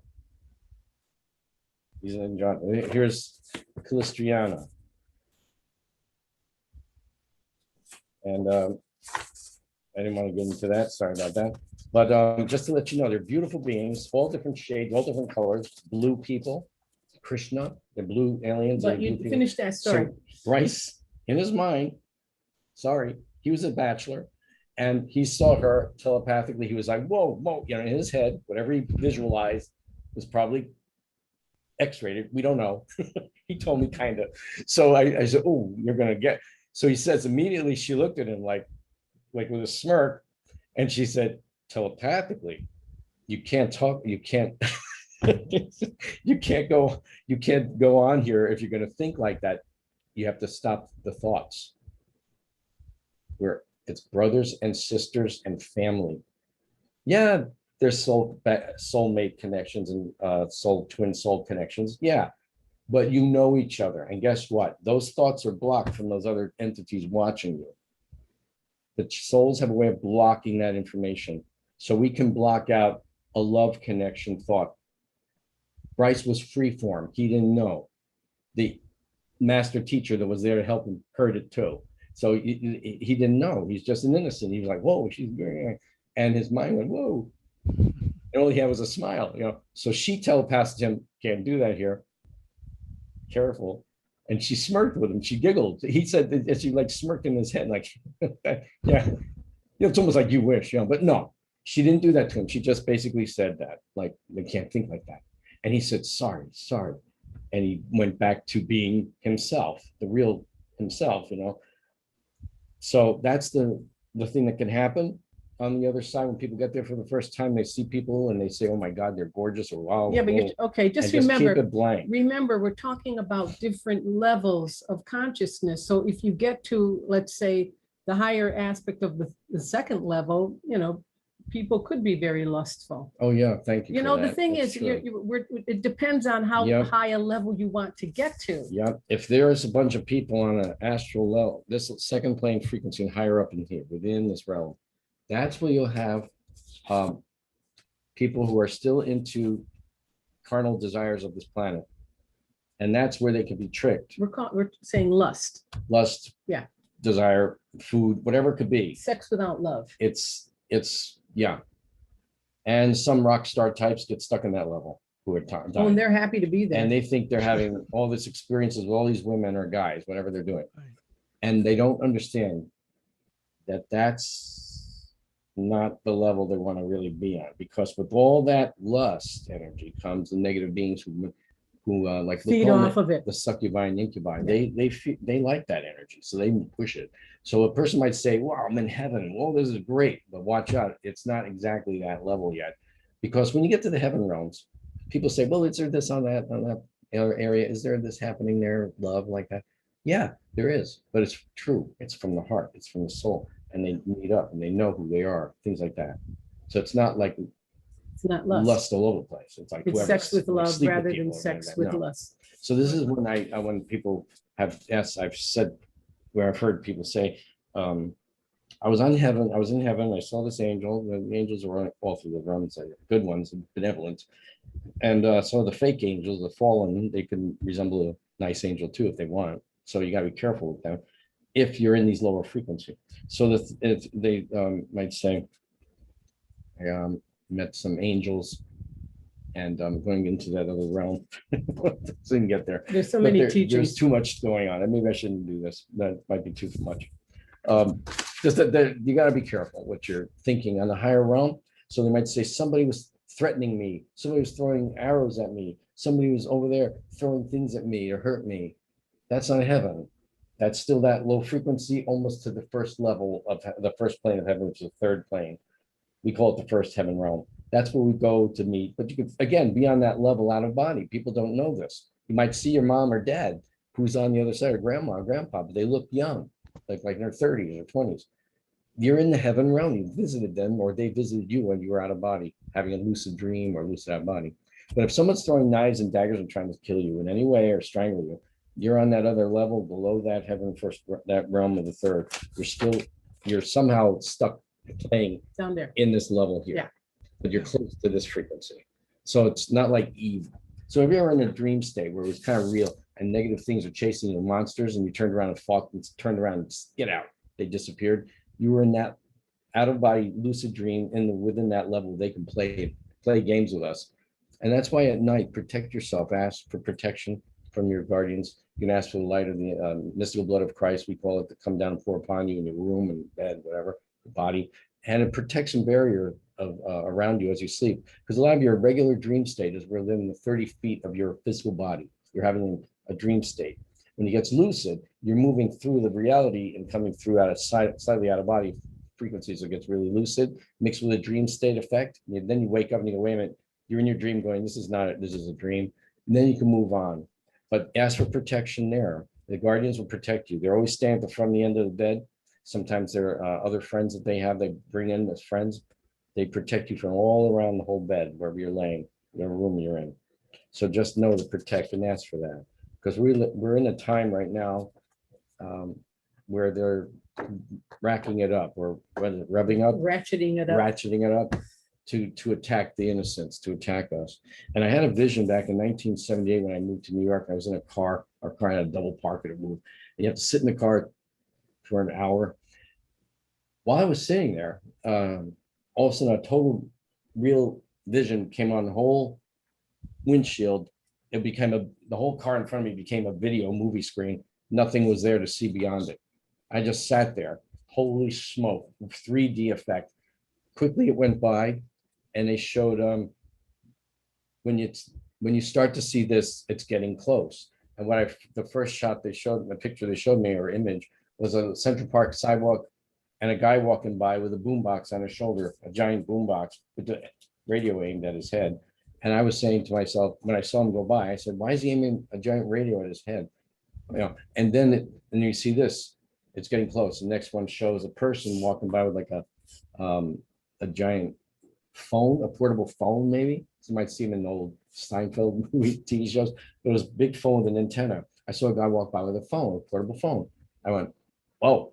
Then then the next show was Walkman. we had giant headphones. Remember the headphones from the radio station shows from the 60s and 50s? Big headphones walking by with this. And I think they had something in their hand. So I thought it was a tape recorder and they were listening to a tape. Then the headphones, they kept saying, we see this, it's getting close, the voice. And then next, smaller headphones. Then they were holding things in their hand, hitting and tapping it. And I said, there must be hitting on portable radio stations. Then I saw that, I thought they were talking, I thought they were singing. Then the headphones became something smaller here with and the wires coming down, which we've seen. And the thing in their hand, I still thought was a tape recorder of some kind. And they were doing this and talking at her and singing. And I couldn't figure out if it was a phone. But then I didn't know. So I just assumed it was a radio of some kind. So the things kept showing me smaller earphones. They showed me the Walkman on the side, person jogging by with a small headset and jogging. I thought again it was a tape recorder. I did not know, or radio. So each thing I thought was a tape recorder or radio. And finally, another guy goes by and he has this, he pulls his arm like this and he starts talking at it and tapping it. So I thought of Dick Tracy's radio, wrist radio, or walkie-talkie. That was the radio, the wrist phones we see today. Then the earphones got from here up. I saw the Bluetooth things on their ears. I had no idea what was going on there. And then things were in their ears. And they said, when you see this, the earphone gets inside the ear with no wire. Time's up. And they said, when it gets, and the next voice said, if it's in the ear and you don't see it, more like a hidden hearing aid. And the next thing they'll try to do is put something in the back of their ear inside the skull. They showed me the close-up. They said, time's up. We're at that now. Time's up, meaning time's up to get your act together. Time's up to get your spiritual energy right with Creator, to learn who Creator is and the infinite threefold Creator. We know Holy Spirit is real and Yehoshua Sananda is real, same being known as the Son, but who is Creator. And once you understand who he is, because I've had a physical encounter with him in 1997 in my room here on a Christmas Eve, and he told me to do what you do and say what you say. I talked with him and I asked him, I said, what am I supposed to do? I'm here. What else do I do? I'm an artist. Do what you do and say what you say. So I said, do what I do here and say what I say here? Or do what I do and say what I say from what I know from there, where we are together? He said, all of it, because it's not enough time left for the children to understand and get it together. So this is why I came out long. I was in the 70s giving lectures in the 80s, but not about this.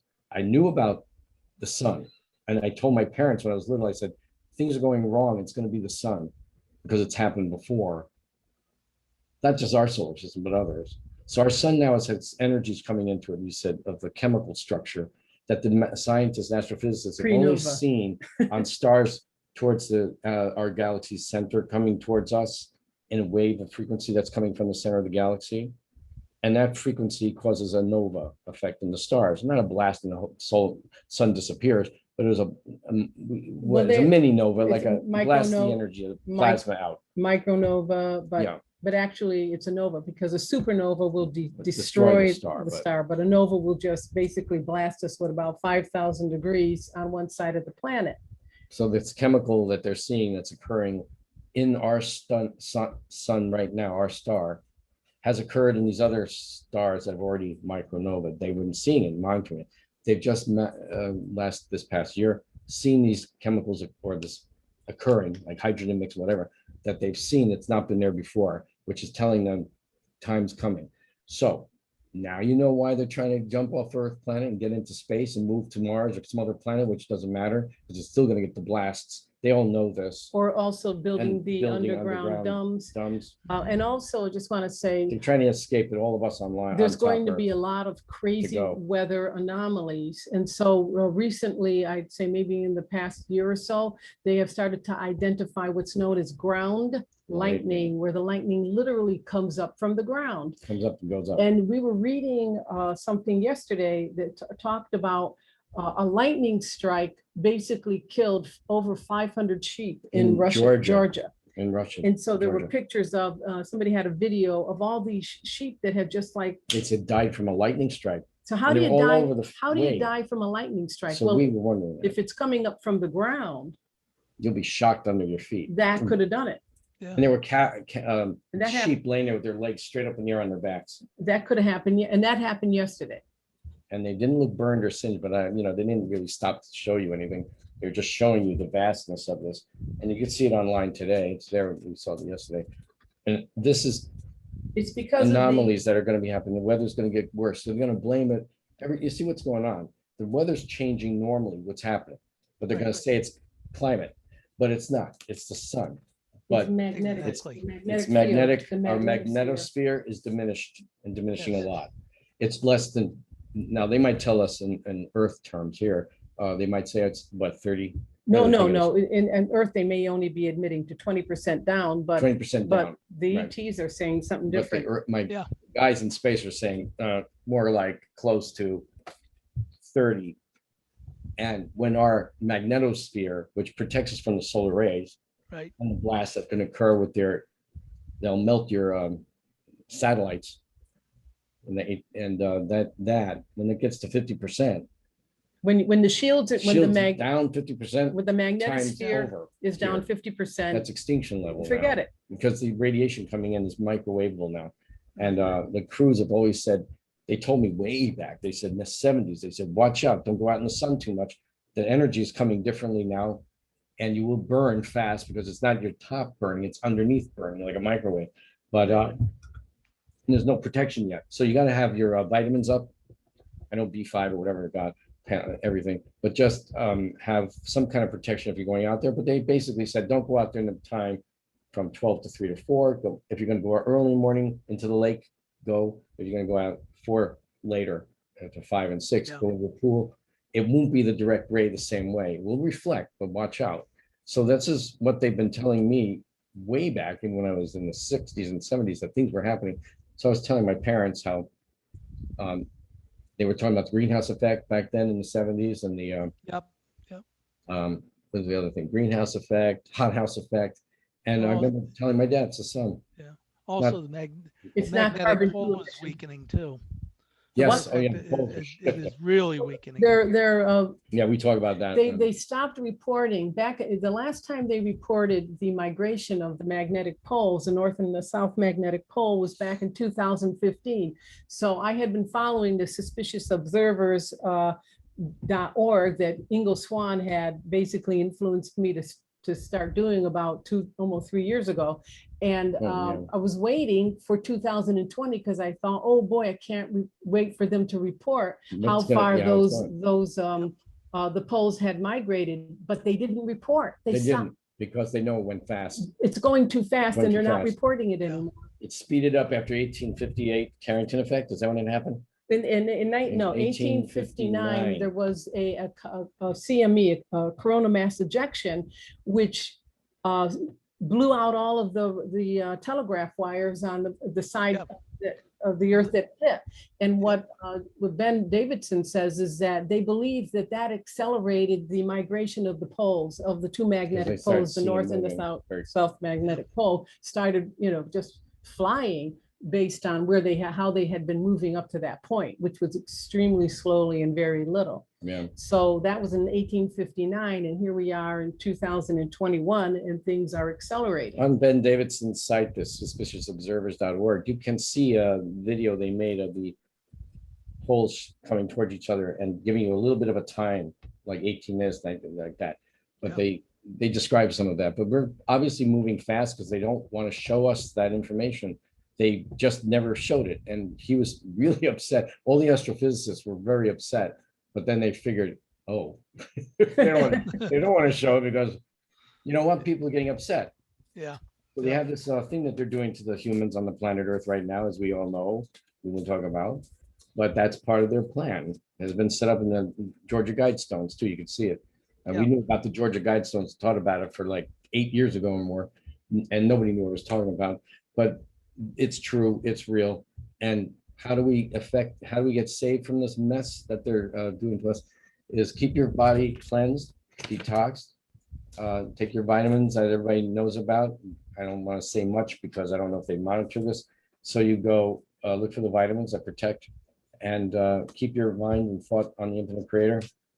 Everybody knows who I mean, everybody, the threefold creator, the infinite creator.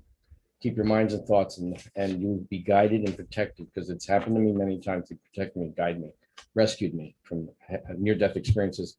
And I had a near-death experience. I drowned when I was 7, so I've been to this. I know angels and everything, but that's just nothing to do with this.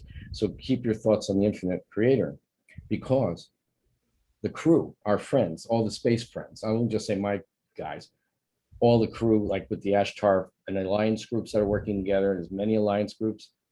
There's Galactic Confederation of Planets, there's Galactic Confederation of Galaxies. We have all this stuff, different things going on out there.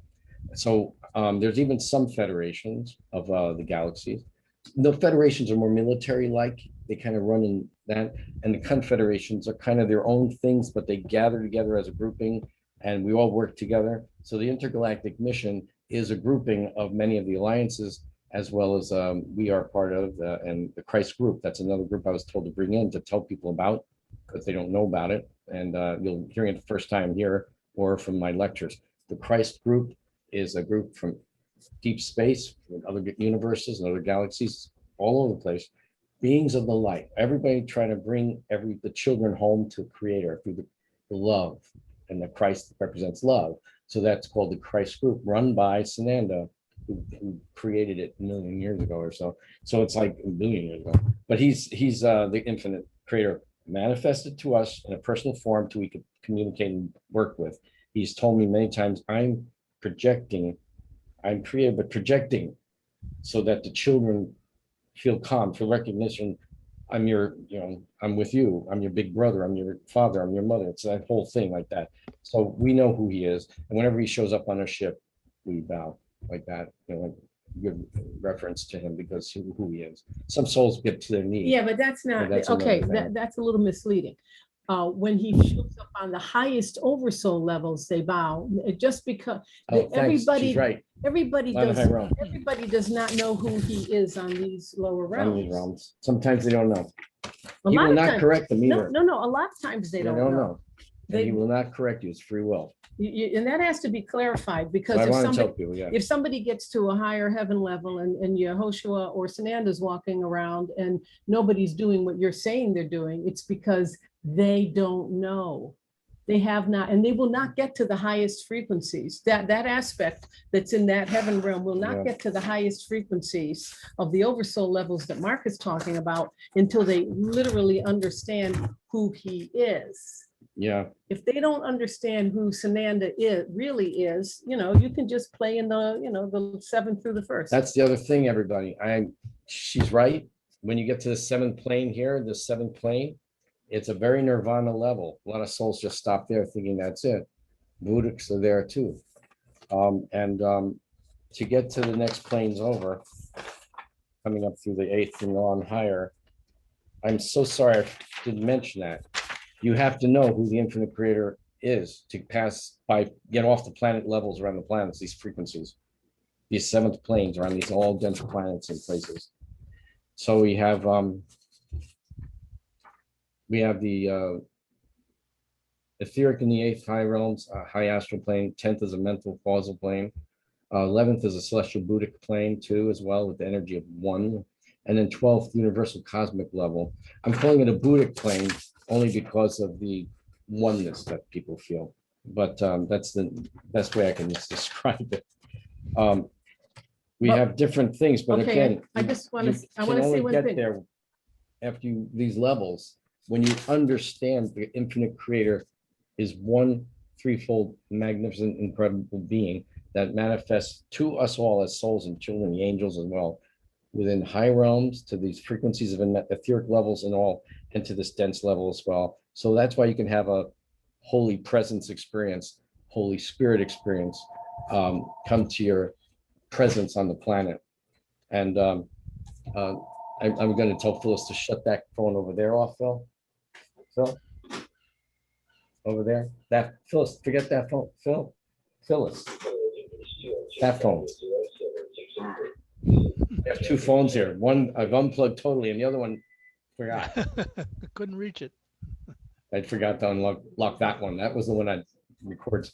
But you won't get to these levels over the seventh until you recognize who the infinite creator is, Sananda, who comes to us. And I know people might think that they're God, but you're not God. You are children. We're like the children of the creator. Yes. So are the angels. But we're not God. We're not the creator. We are very on those levels like a creator. Yeah, we are pretty amazing beings as oversouls. We have we could think things into reality just like that. But we're not the creator. The creator manifested everything. Everything to think of, everything you've ever been or ever thought of.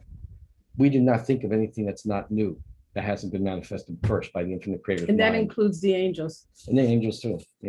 Angels have free will. We all have free will. But basically, I just want to say that the angels, whatever they're manifesting on these gigantic galactic angels, or even Lucifer, whoever you want to talk about, nothing is new.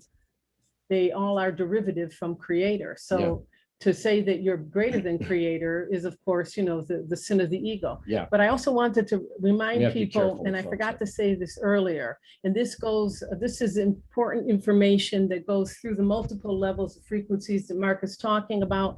It's your lack of knowledge. Just write that down. Lack of knowledge. It's your lack of knowledge that will anchor you to a frequency where people just don't know what Mark's talking about. So you could get to the sixth plane, and it's so beautiful and so fantastic, but you don't know who Sananda really is. Sananda Yehoshua really is. You think he's just a master of And a you can blue-green just ray. and you can just stay there. He won't tell you that's different. He And won't that's your say anything lack because of that's what- knowledge. He's never going to impose on him. And I also just want to say this, because people have to learn that they need to ask questions when they get to the other side. So instead of going out of body or soul traveling and getting to a frequency and not asking the question, why don't you ask some of your angels that you're meeting in these excursions that you experience, and ask them about what Mark is saying right now, because this is such an essential piece of information if you really want to connect to your oversoul. What was that?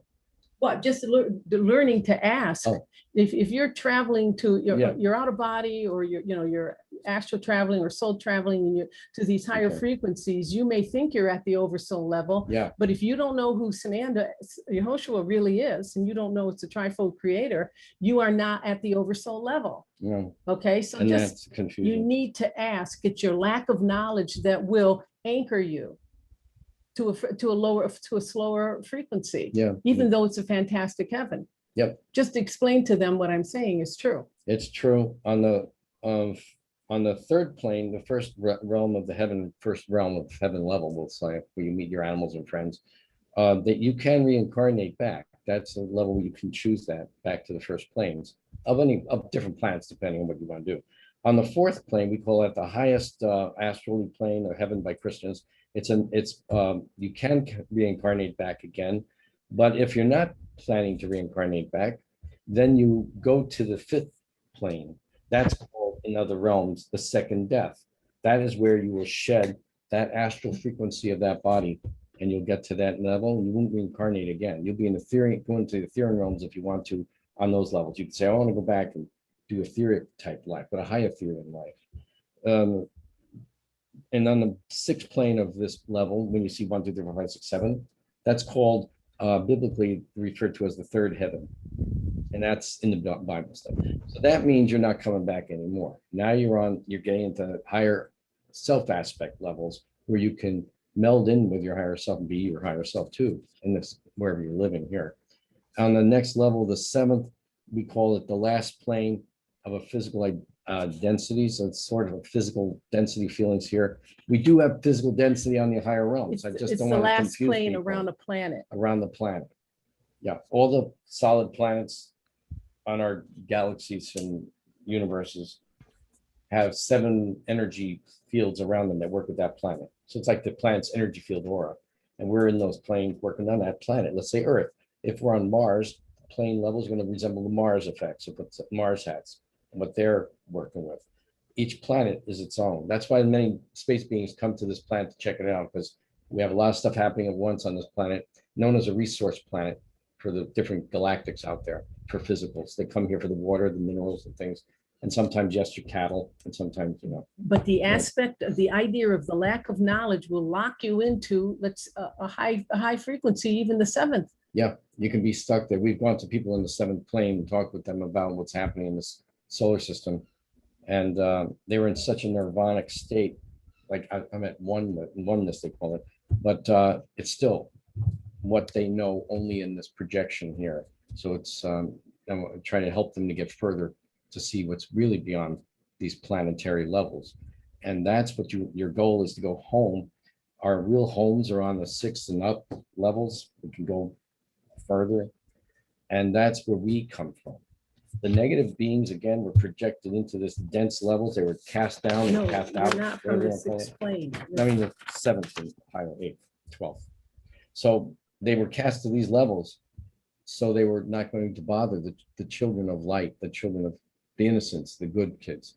So that's where they were cast. But then the children decided to test these areas out, finding out more about what negativity is and good and evil, whatever.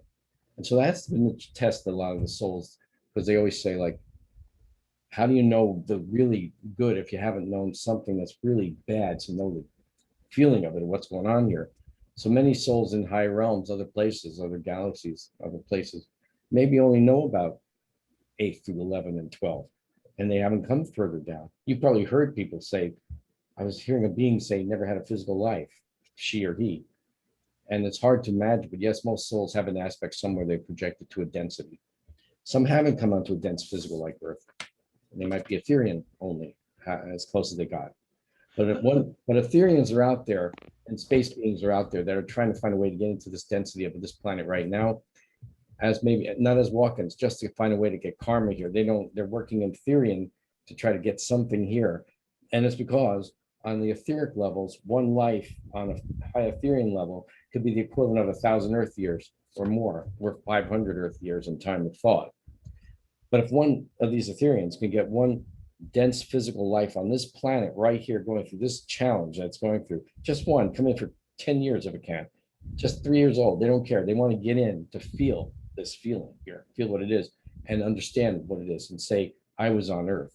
Holy smoke. Now I know what's going on. They will have then karmically bypassed many, like jump it further. Let me say, I can't think of other ways. Frequency, jump further in knowledge and understanding, because they had many Etherean lives having a blissful time, a nice time visiting galaxies. And they didn't learn and too they much. didn't learn all this crazy stuff happening on this density and what it's like to be this dense and physical, and the illnesses and the sickness and the things that can occur. So they're used to mind, and they're used to, going to their version of medical beds on their high frequencies, which I've seen and been on. So they're very comfortable and very nice. Yeah. So it's beautiful, but not like here where they cut you, do things to you here on this density. Right. So they've But always said, if I can have one life on that planet, I will learn and gather more information than I could have on 10 Etherean lives in different galaxies that are high frequency or right. 500 Earth years in mind, whatever. So that's Right. the challenge. Yeah, Mark, April Cotton Dick Mhm. had a question, and I think it kind of fits into what you're talking about right now. She said, "Can you be a crystal flower in higher frequency planets?" Does that make sense to you? Actually, April, it wouldn't have that. You know what you do? You would be telepathically meld with it to see what it's like to be that flower. The flowers are more of the angelic and nature spirit realms, even on high realms. We have nature. Well, I don't want to say call them nature spirits, but they are elemental beings, and angels is what they really are. They're Evolved to angelic be, right? on the higher planes on these ships too, because we have trees and we have things there. So some angels are the groundkeeper. They'll be the trees and the keepers. They do that. Just like you have grass fairies on Earth. Now I've seen these fairies. So grass fairies, very small, and they're learning. So their grass fairy isn't one fairy in a blade of grass. It's a grass fairy in a grouping of an area that's their patch of grass. that they work with. So a lot of times if you have problems with your properties, just talk to the fairies there. They will try to work with you if they know that you believe in them, et cetera, and accept them. So it be more like a crystal. Any flowers on the high realms, even in the heaven realms where I've seen, which are huge, gigantic, you can sit in them if you want, like irises, you could, or what's the other one? Orchids. Orchids. Oh my gosh, right. I have a picture of a fairy in an orchid I painted. But you could sit in these plants, these flowers, and feel them, and the smell and the taste, and it's amazing. So it would be more like you can meld or merge in telepathy to like out of body mind and just go to the flower, be one with the flower, and you will experience with that nature being all the information from that flower and feel what it feels like to be a flower. Even though nature spirit is a spirit, the flower works with the flower like we work with the body too. They leave their body all the time. They're moving their tree. They're out of their tree. They're moving around, but that's their anchor right now in their form. So if a tree falls down or a flower gets plucked, sometimes the fairies are upset when humans destruct things without asking. But like rose bushes expect to be cut. All the bushes that expect to be cut know that. The fairies know that, or the elves that work with them know that.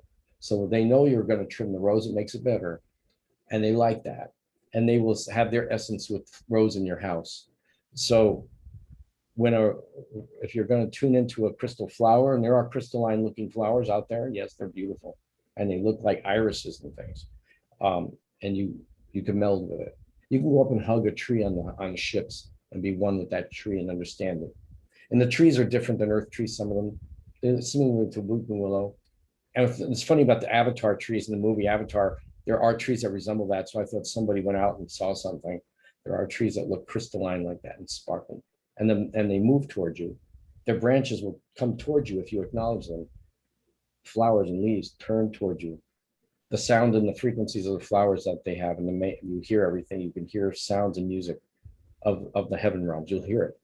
And Right. you don't always hear it. If you tune in, you'll hear it. My gosh, once you do hear it, you'll see what's that in the background. You'll hear it.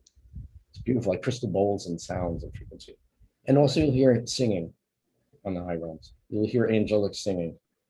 Some people hear it here on earth. They hear it. The Okay. angels are always praising. Yeah. Praise angels that constantly just keep praising. And that's not all they do. I mean, don't think that angels don't have things that they do. They do this like we would go take a course lesson. So you go and you're praising, and you're going to do the songs of praise that they do in their minds and thoughts. Ooh, and they do that. Some people are hearing that as light language. They just said that. Sometimes you people who hear light language are saying praise. So then the angel has that job and goes and does something else. Maybe she's doing or he's doing something else. So someone else will be the praise angel today and do that for that time. They time out with things. They do all these things. And when I've asked the angels what they do when they're with us, they said, well, we're constantly with you. Oh yeah, really? Are you really always? They said, yeah, but guess what? We have time that we work with. We know how to work all that. And so we had to have a meeting on the other side over there where they are. We have a meeting to go to with our locals that we're doing. They will flash out and be right back with no time lapse because they know that. But for them, they could have been gone for an hour in Earth time or more at a meeting and be time right back with us, never left us. That's how amazing the creator is in everything. And that's why in thought, we can be instantly to our higher part. We can be in blending mode, like April's talking about. She could be there on that realm, out of body, and blend in with the rose or the flower. And you can know that information. Because the angels have told me there's a space between the spaces in every frequencies that they work within. And that's how they help the children, how the souls on dense levels and well, and on the levels there too. Okay. I hope that helps them understand that. It's No, again, I think that was very. I think it made it very plain. Uh, uh, what I'd like to do now, we have about 4 minutes to four. I'd like to kind of go through and poll a couple of folks, and then open it up to general questions for the entire group. Nick Curto, are you out there? Well, I certainly am, sir. I have approximately 10,025, no, 10,026 questions for Mark and Phyllis based on what they said today. Okay. But I'm going to make it one, if I may, in lieu of time, because a lot of people want to ask questions. My question is for Mark and Phyllis. We are aware of a very aggressive move to hurt the people of this planet with a bioweapon. We'll go into that. How do we ask for help as a single person or as a group of people? How do we ask the question? What's the best route for that? That's my question.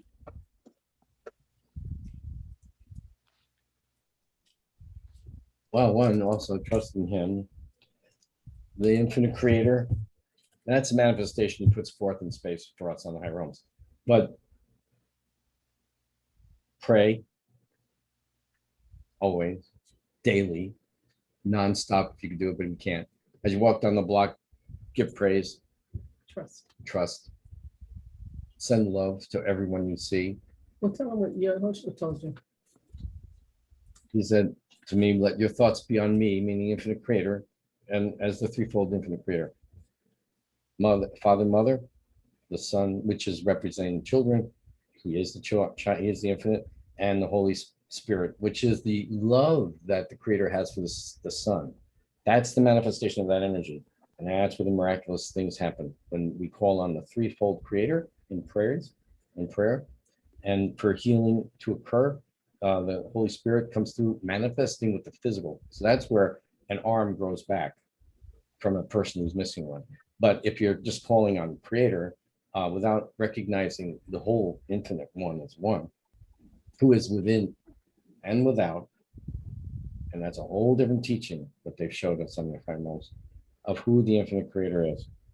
What we know here and beyond in the other realms we are in the other galaxies and universes is only what the infinite creator wants us to know and see. That's in angels as well. He's told me this is the I am. Everything we know, this infinite omniverse. And that's the I am. And he says that. And he goes, I am beyond that. I am. And everything beyond the I am of the infinite omniverse that it's manifested, is only what the angels and us know, the souls. Everything outside of that manifestation is unknown to all of us, including the angels and all souls. Only known to the infinite triad creator, the threefold, the Father and Mother, that which is, and the Son, which represents Sananda as an androgynous being, and the Holy Spirit, which is the energy manifesting of the love of the infinite to its Son, to itself. It's the creator loving itself. Sananda coming to earth was he who sent himself. And that's in the manifested form I have of this symbol from space on the cruise ships of where we are in the high realms, not on these levels, on the highest realms. So there's light energy frequencies that are there that creator has manifested from before the first systems. And this is all also in our reverse speeches. But how do you do that? He said to me, have your thoughts be on me and no harm will come to you. You'll be guided, you'll be rescued, you'll be safe. Our thoughts have to be in praise and love, reverence, devotion. And we always look up, but the frequency's right here. But I always look up because you're praising in that infinite one. So we praise and give thanks for all that we have, all that we see, all that we know, all that we've been, everything we've had, gifted us with, everything we have now, and everything we will have in the future. You're praising for everything you will have in the future and trust and love and creator. But I have to just be the voice of a human here. I know this is how Phyllis works best. I don't understand this, but she understands. I'm the voice of a human. And everything that Mark is saying is absolutely correct. But we have to believe, if we're to be protected, we have to believe the creator will protect us. If we just hope the creator will protect us, that's right. And you don't believe.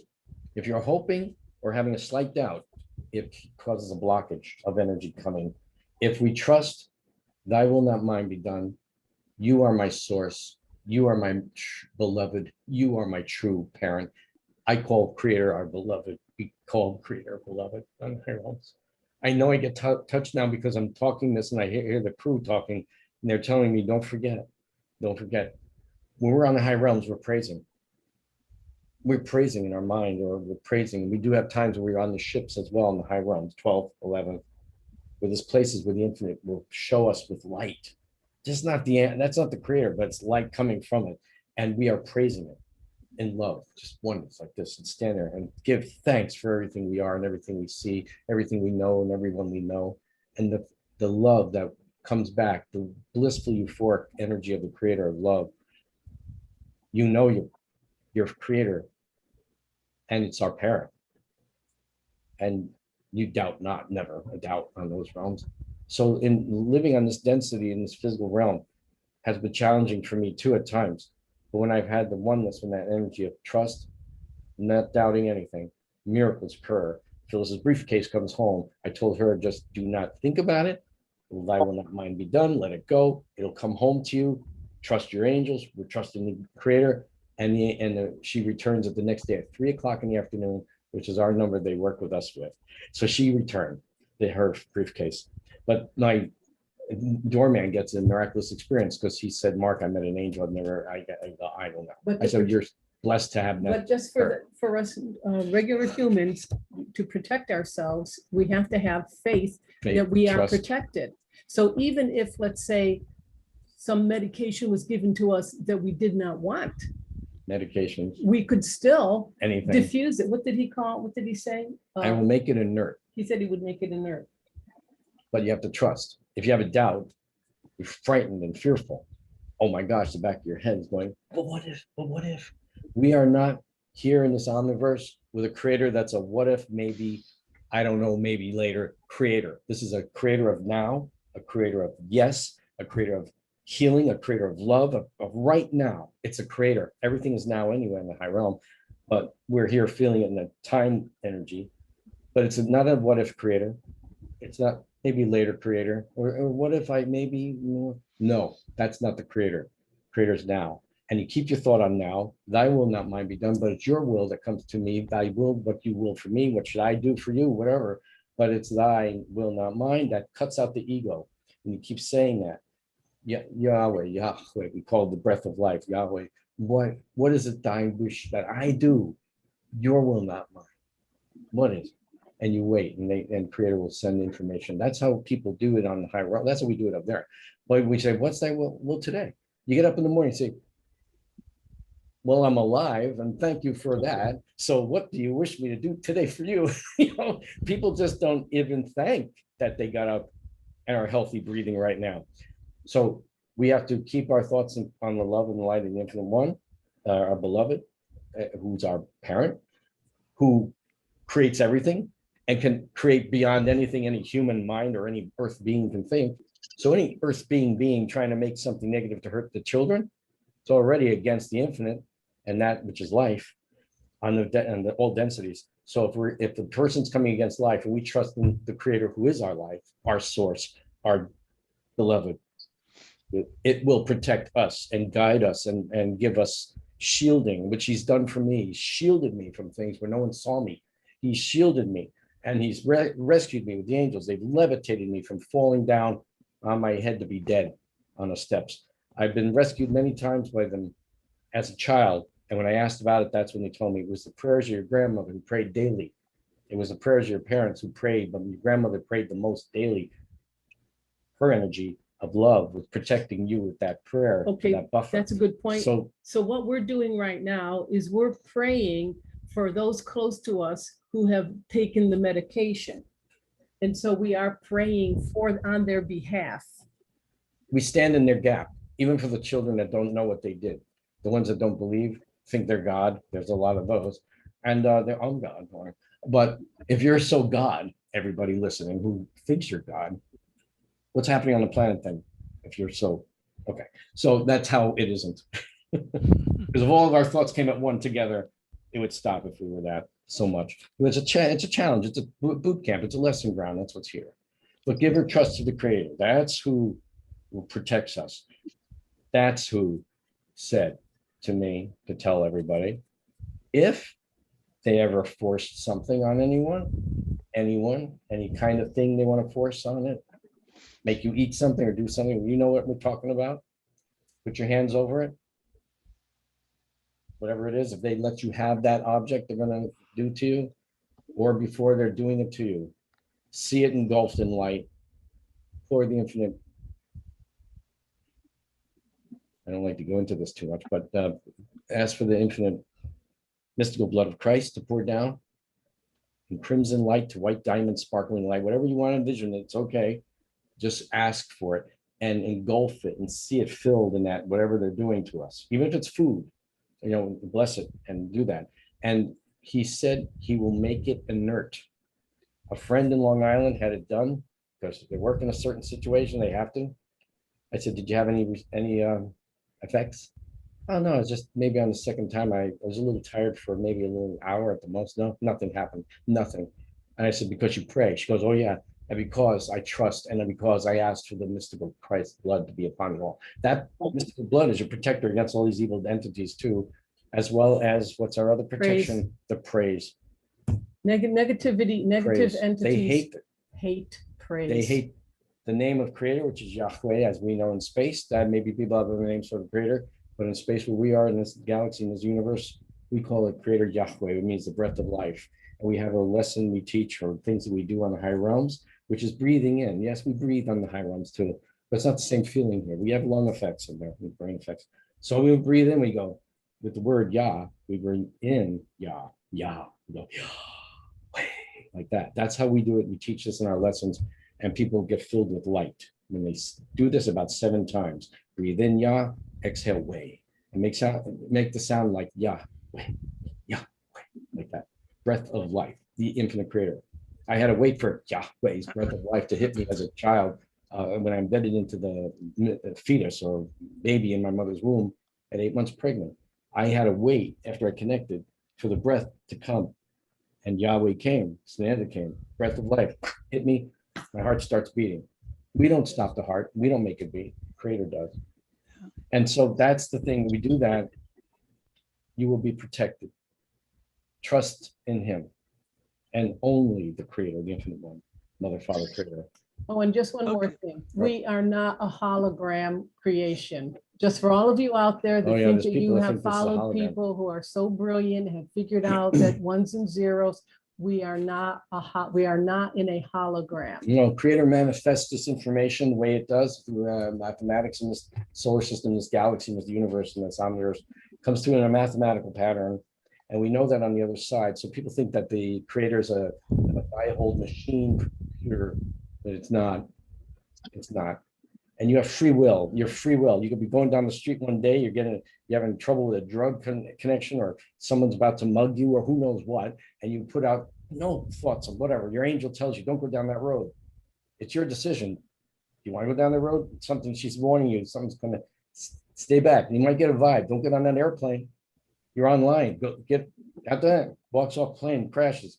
This is not a setup by a computer. This is free will. Things are set up for us in patterns on these frequencies and dimensions. We do have that setup where we are on the high frequencies, and we see how we're going to affect a planet or a place we're going to be born into. And it's hard to describe how that works, but it's not a computer yet. It seems to look like something you're watching on a big screen. See, this is your life patterns that you can choose from if you want to do this kind of thing. Oh, you want to be an artist, Nick? Nick, you want to be an artist, right?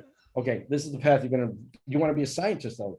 Well, maybe later. Oh, if you feel like it's over here. But this is a stronger path. You'll see them glowing, and they glow in different intensities. You'll see, oh, if I fall off, this is the other path I'll fall off. It's not the right one, but it's glowing, it's nice.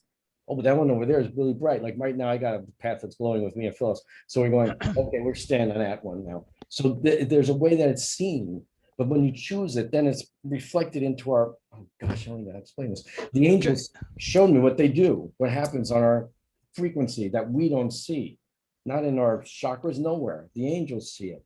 And it shows them the patterns that are there and manifesting in our mind. She showed me a pie with many slices in it, just to give you an idea that moves. Yeah. And they see it. That's why your angel will say, oh, this is the setup. They're heading to the cliff. They could slip on that rock. Better warn them now because it's a death experience. So they come over and say, don't move on that rock, move it. Or if they can't get the person, and there's enough energy built in their energy field from prayer and reverence and devotion to the infinite creator, they can buffer us from falling off, which has happened to people, including from other people praying. So they can buffer you from slipping, and poof, you're pushed up. You're levitating. Excuse me, Mark. I've got a number of people I'd like to have a chance to talk with you and ask you questions. Let's try Bruce Cornett. Are you out there? You have a quick question or comment? Oh, Adrian. Hi, Adrian. Hi. Bruce, are you there? Question about a personal experience I had, and I understand totally what you're talking about. I almost had to get a tissue for my eyes because I know the love I was overcome after years of studying, and you actually do have to get to know them. So it's a beautiful, beautiful thing. And it's given me all the confidence in the world I need to deal with what's going on today. But my question is, I think it was 2014. I was driving home from the hospital. My late husband, who has since passed away, was in the hospital. And I had at that time come to know Yeshua.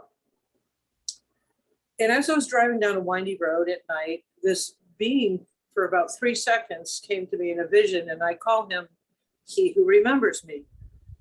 The only reason I call him that is because that's what he said. He remembers me. And I was told that, oh, no one ever sees Jehovah or whatever, but I beg to differ. This being was, the background was, all the colors were peach and golden and yellow and white. It was beautiful.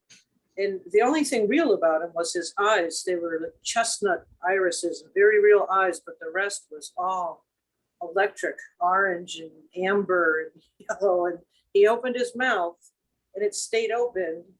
And behind the mouth, through it, I could see those clouds.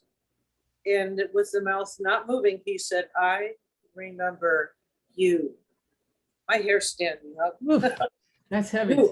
Yeah. And was that Yeshua? Yeah, it'll be a creator, comes to you in any light, any form, any color, eyeshadows, whatever you feel. I've seen him with these amazing, intense blue eyes. Like, Right.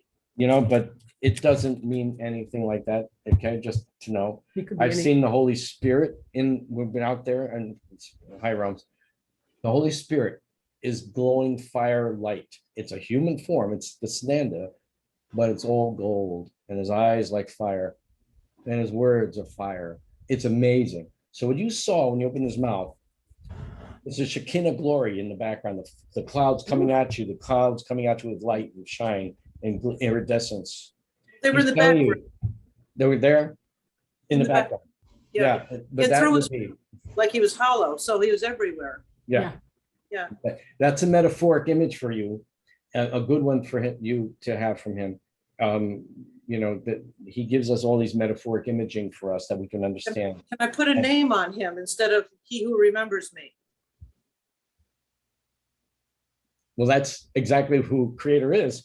Remember, he never forgets. He knows us all. And he knows every insect. He knows every being and every omniverse. He knows everyone, every single one of us. And when I've talked to Yehoshua Sananda on the other side, he said it's hard for the human or anybody to fathom it, even our friends and all of us in space, hard for them to fathom the mind of the infinite. But he would say, just know, I know everything. We know everything, and everything is happening everywhere at once. And it's hard for a human or anyone to fathom it, but it's true. And so he never forgot any of us. And he knows us by our oversouls, of course, but he knows us as all the aspects too.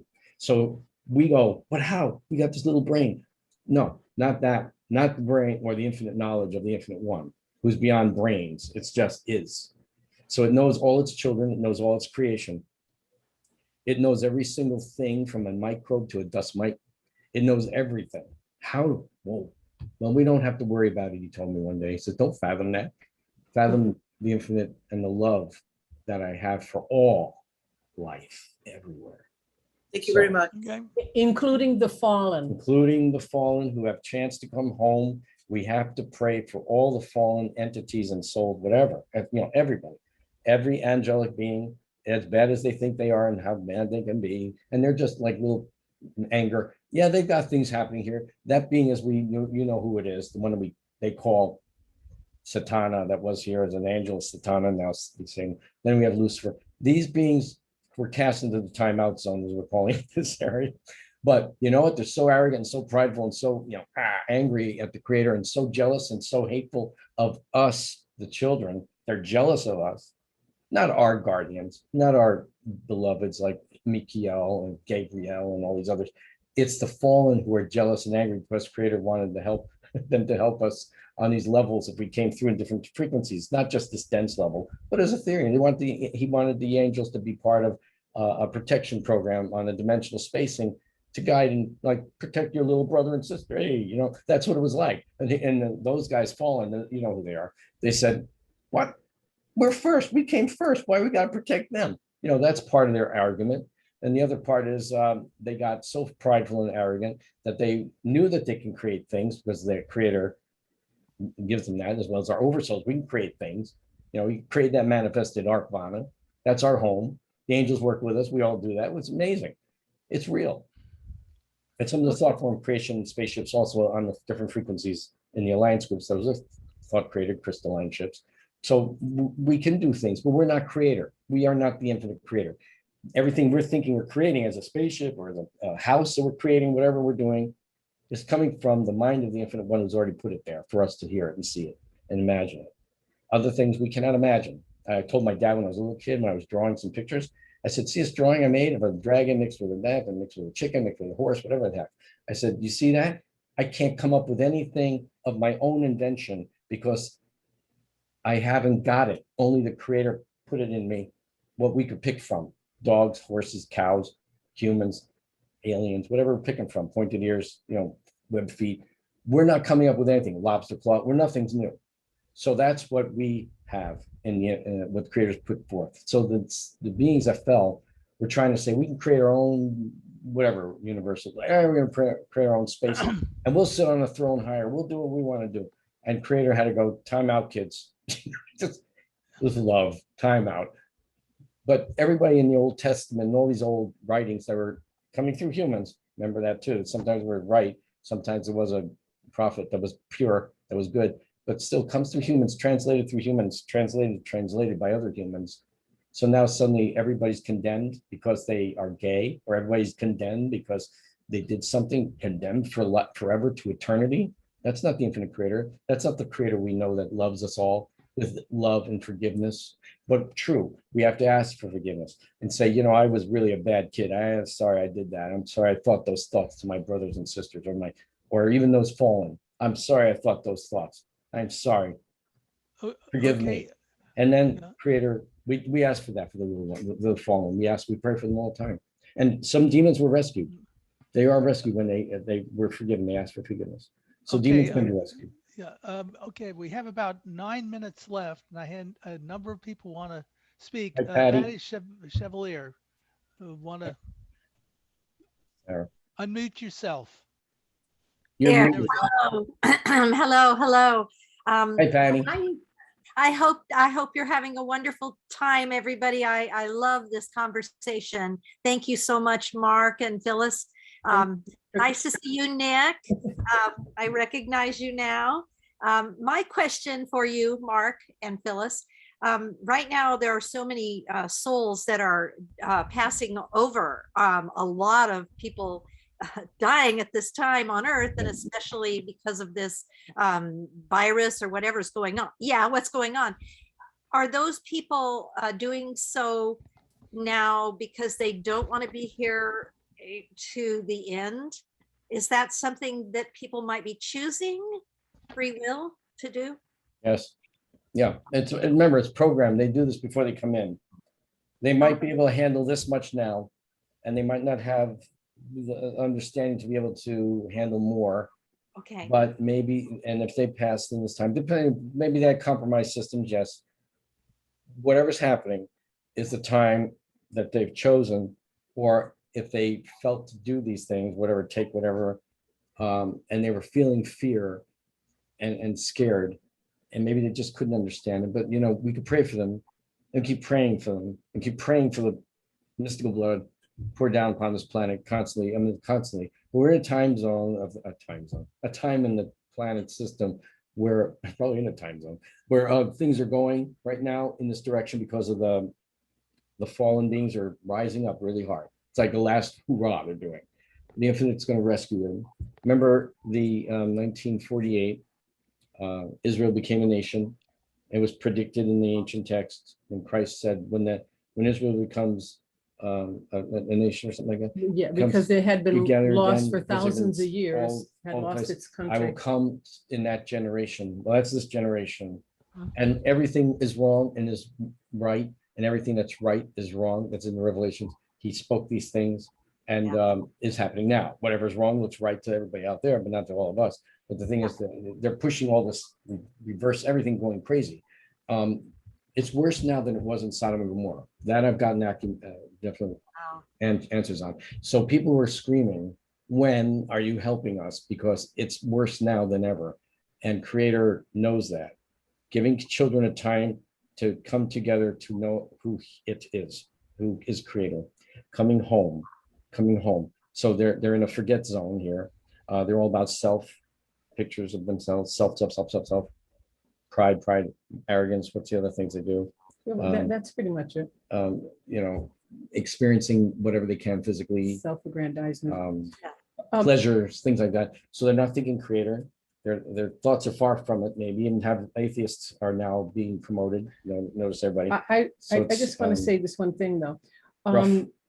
Those of us that are still here and know what we know, it's our responsibility to Teach. try to express to people how important it is to learn how to spiritually evolve from this a first level planet.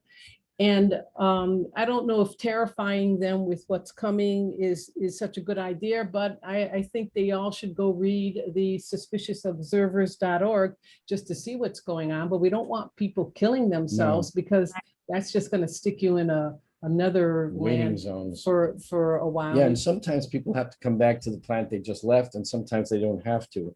But if you come back to this planet after something that happens on this planet, it could be a caveman zone. So it might be another planet in a different solar system that's similar but more progressed than this planet right now. So you at least come back from energies you were used to and acclimate into another planet system, but with less evil I just want to finish. things happening. I want to finish this thought though. So those of us that are the spiritual warriors need to stand strong and stay as long as we can.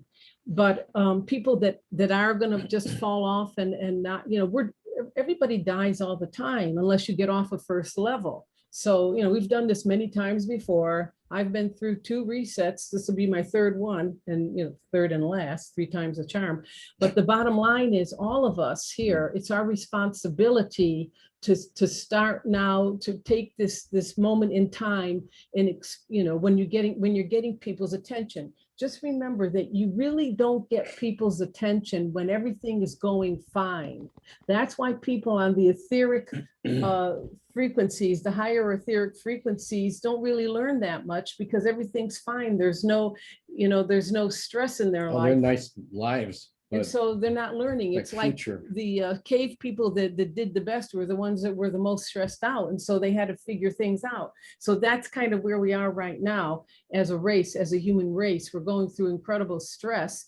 And those of us that can handle the fire need to be those pillars of light for the others that are, falling off. But don't worry about them. But just try to give people as much information as you can before they do transition. That's Right. all of your job. Every Yeah. every single person listening right now, you've got such a huge mission. They Yeah, leave- these people in different countries or whatever they're threatening us with, Okay, but the other thing, EMPs, I this just and want to that, say the one, sun. I'm sorry, I'm interrupting. I just We'll want to have say one nothing more thing, left. but while we're teaching a little bit of fear, we also have to teach redemption. It's like, don't just scare everybody to death. Just say, hey, you know what? We're all beings of light, actually. And, let's try to make the best of this situation and understand it's a way to pivot ourselves off of this reincarnational, gerbil wheel. Yes, that's true. Each one has to teach each other. We're teaching each other. It's like time's really up in dimensional space on the other side. What they've been seeing, Yehoshua Sananda, Creator, has been holding things back a little bit. Yeah, we're going through some stuff, but it's holding it back a little bit. No, why can't the Creator just stop the sun from going through that thing it's going to do it on its cyclic thing? Well, Creator set up a pattern like perpetual motion machines in these physical dense energy planet systems and galaxies, universes, where it's heavy dense like this. It sets up a machine of work that goes on. The stars have their cycles, the earth, planets, and things go on. You see things, nebulas occur and things go on, but it's life. It's always exchange. Nothing's lost. It's energy shifting, plasmic energies and all. So the suns are going to go through a plasmic explosion of light, of their plasmic frequencies and dust and stuff that's particled around them. Boom, it sheds off that shield of shedding of light with that plasma, and then it's back to its star The again. dust cloud, It's- yeah. Yeah, the dust cloud.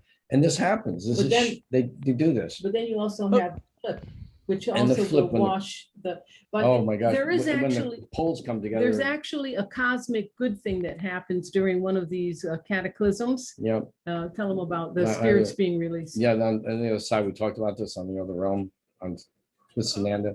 I talked with this about things, what happens to the souls who are trapped, the ones who had no belief systems, the ones who are walking the earth, maybe they're haunting a graveyard or a house. What about them? What happens when these things occur, like this, and the water washes the whole place over? We all get tossed, we're instantly out. What happens to those kids? What happens to them? Those souls. Maybe stuck for 500 Earth years. They said what happens is the higher self, the oversoul, it gathers back the higher self, gets the aspects back. They get them off the planet system, so it's cleansed in frequency. So they're home. They get home, even if they don't remember anything. They get home. They're rescued in that essence. Now, as for the physicals like us on the planet, we can ask for help with our friends and crews. They usually will not allow things to happen that'll hurt the children if they have access here. If we ask for their help, they can stop bombs. They can stop things. They've done that before. But there's a point where they can do so much with the children not asking. They do it because they're located in this area, so it's part of it. Or if they're Etherean, the earth still affects them on the etheric levels. So they can come in to do that. That's when you saw bombs being stopped or explosions. So with the sun, though, they can't stop the sun. That's the cosmic events. So what we can do is raise our energy's frequency as high as we can. Keep breathing deep. Do your breath of life we talk about. It makes our energy fields glow. And the crew, I've done this before in the Atlantean times, we rescued people off the planet. We see their energy fields that are glowing bright gold, bright white, bright pink and blue, white like that. And we can call to them telepathically and they will come to the ships or we could teleport them on. If a person is just too much into money, too much into nothing, they're brown or mucky drugs and God knows what else they're into, we cannot see them. They do not manifest there for us. We know they're there, but they're not of that frequency. We get you on the ship, you can't acclimate. It doesn't work. Frequency Mark, high, you acclimate. Okay, yeah, I hate to be a party pooper, but it is 4:30. Oh. For all of you that may have had questions for Mark, you're going to have to send emails. I apologize. I wanted to get everybody in. Sure. However, okay, it was a fascinating presentation. Thank you, Mark. Thank you, Phyllis. Thank you, Mark. Bruce, thank you. And again, anybody that has any questions, please Thanks, Mark. feel free. Thank you. to Show some space. Send people. me an email. You all have my email address. These are all I will benevolent forward people. it along. I will forward it along to Mark and Phyllis. Okay. Just a reminder, next month, second Saturday, we will have another honored guest, and I think it's going to be Nick Curto Yay, Yay. as Ashtar. and his avatar. Anyway, thanks again, Mark. I really appreciate you being here and appreciate Bravo. your Welcome. Thank great you. By the presentation. way, we've just And scratched the Phyllis? surface. Oh yeah, you can get us on Well, our I email. can tell that there's a lot more to this story. Also, I just Yeah. want to say one thing. I'm Go for it. sorry, I Go. keep interrupting. Go to the website, ET ET. Universal Zone, which is where we keep .com. .com, which is where we keep the archives of our shows. If you're looking for more information, the one we did on angels recently, we thought was really fantastic. With Nick and We- Berkeley, If you the- give us a link, we'll put this one on it, but etuniversalzone.com, go to the archives and you can be able to see these again. Also go to go to intergalacticmission.com and look up the omniversal symbols on that site. So you can start working with those symbols to you can get work with that. those images. We're working on the book still. It's coming close now. We're going part one, book one. It's too many symbols. Okay. So, and you can reach us at Marc Phyllis at yahoo.com email. But I know a lot of people don't go to the websites and go very deep because they ask questions that are answered on the site. So just go and look a little bit into the intergalacticmission.com. You'll find a fair bit of information, even though I've withheld quite a bit. This is an alien I know physically that's met me many times. Just to let you know, they're not grays. So There's Okay. many species out there. None of those are on our site, but No, they're not on the site. I'm gonna show them occasionally. Yeah. Thanks again, Mark. God bless you Always- guys and Thank you, for having me. guys. Yeah. Thank you all much. for showing Great up to presentation. being there. Thank you, Bruce. Thank you, Thanks. Robert. Thank you, Patty. Nice Thanks for all the attendees. We appreciate you joining Thank you, us. Hughes, our friend Hughes in California. Okay. Bye. love you all. Bye. Great I'm job. about Be safe, Stu everyone. Vargas. Okay, take care. I'm Everybody be about safe. Stu Vargas.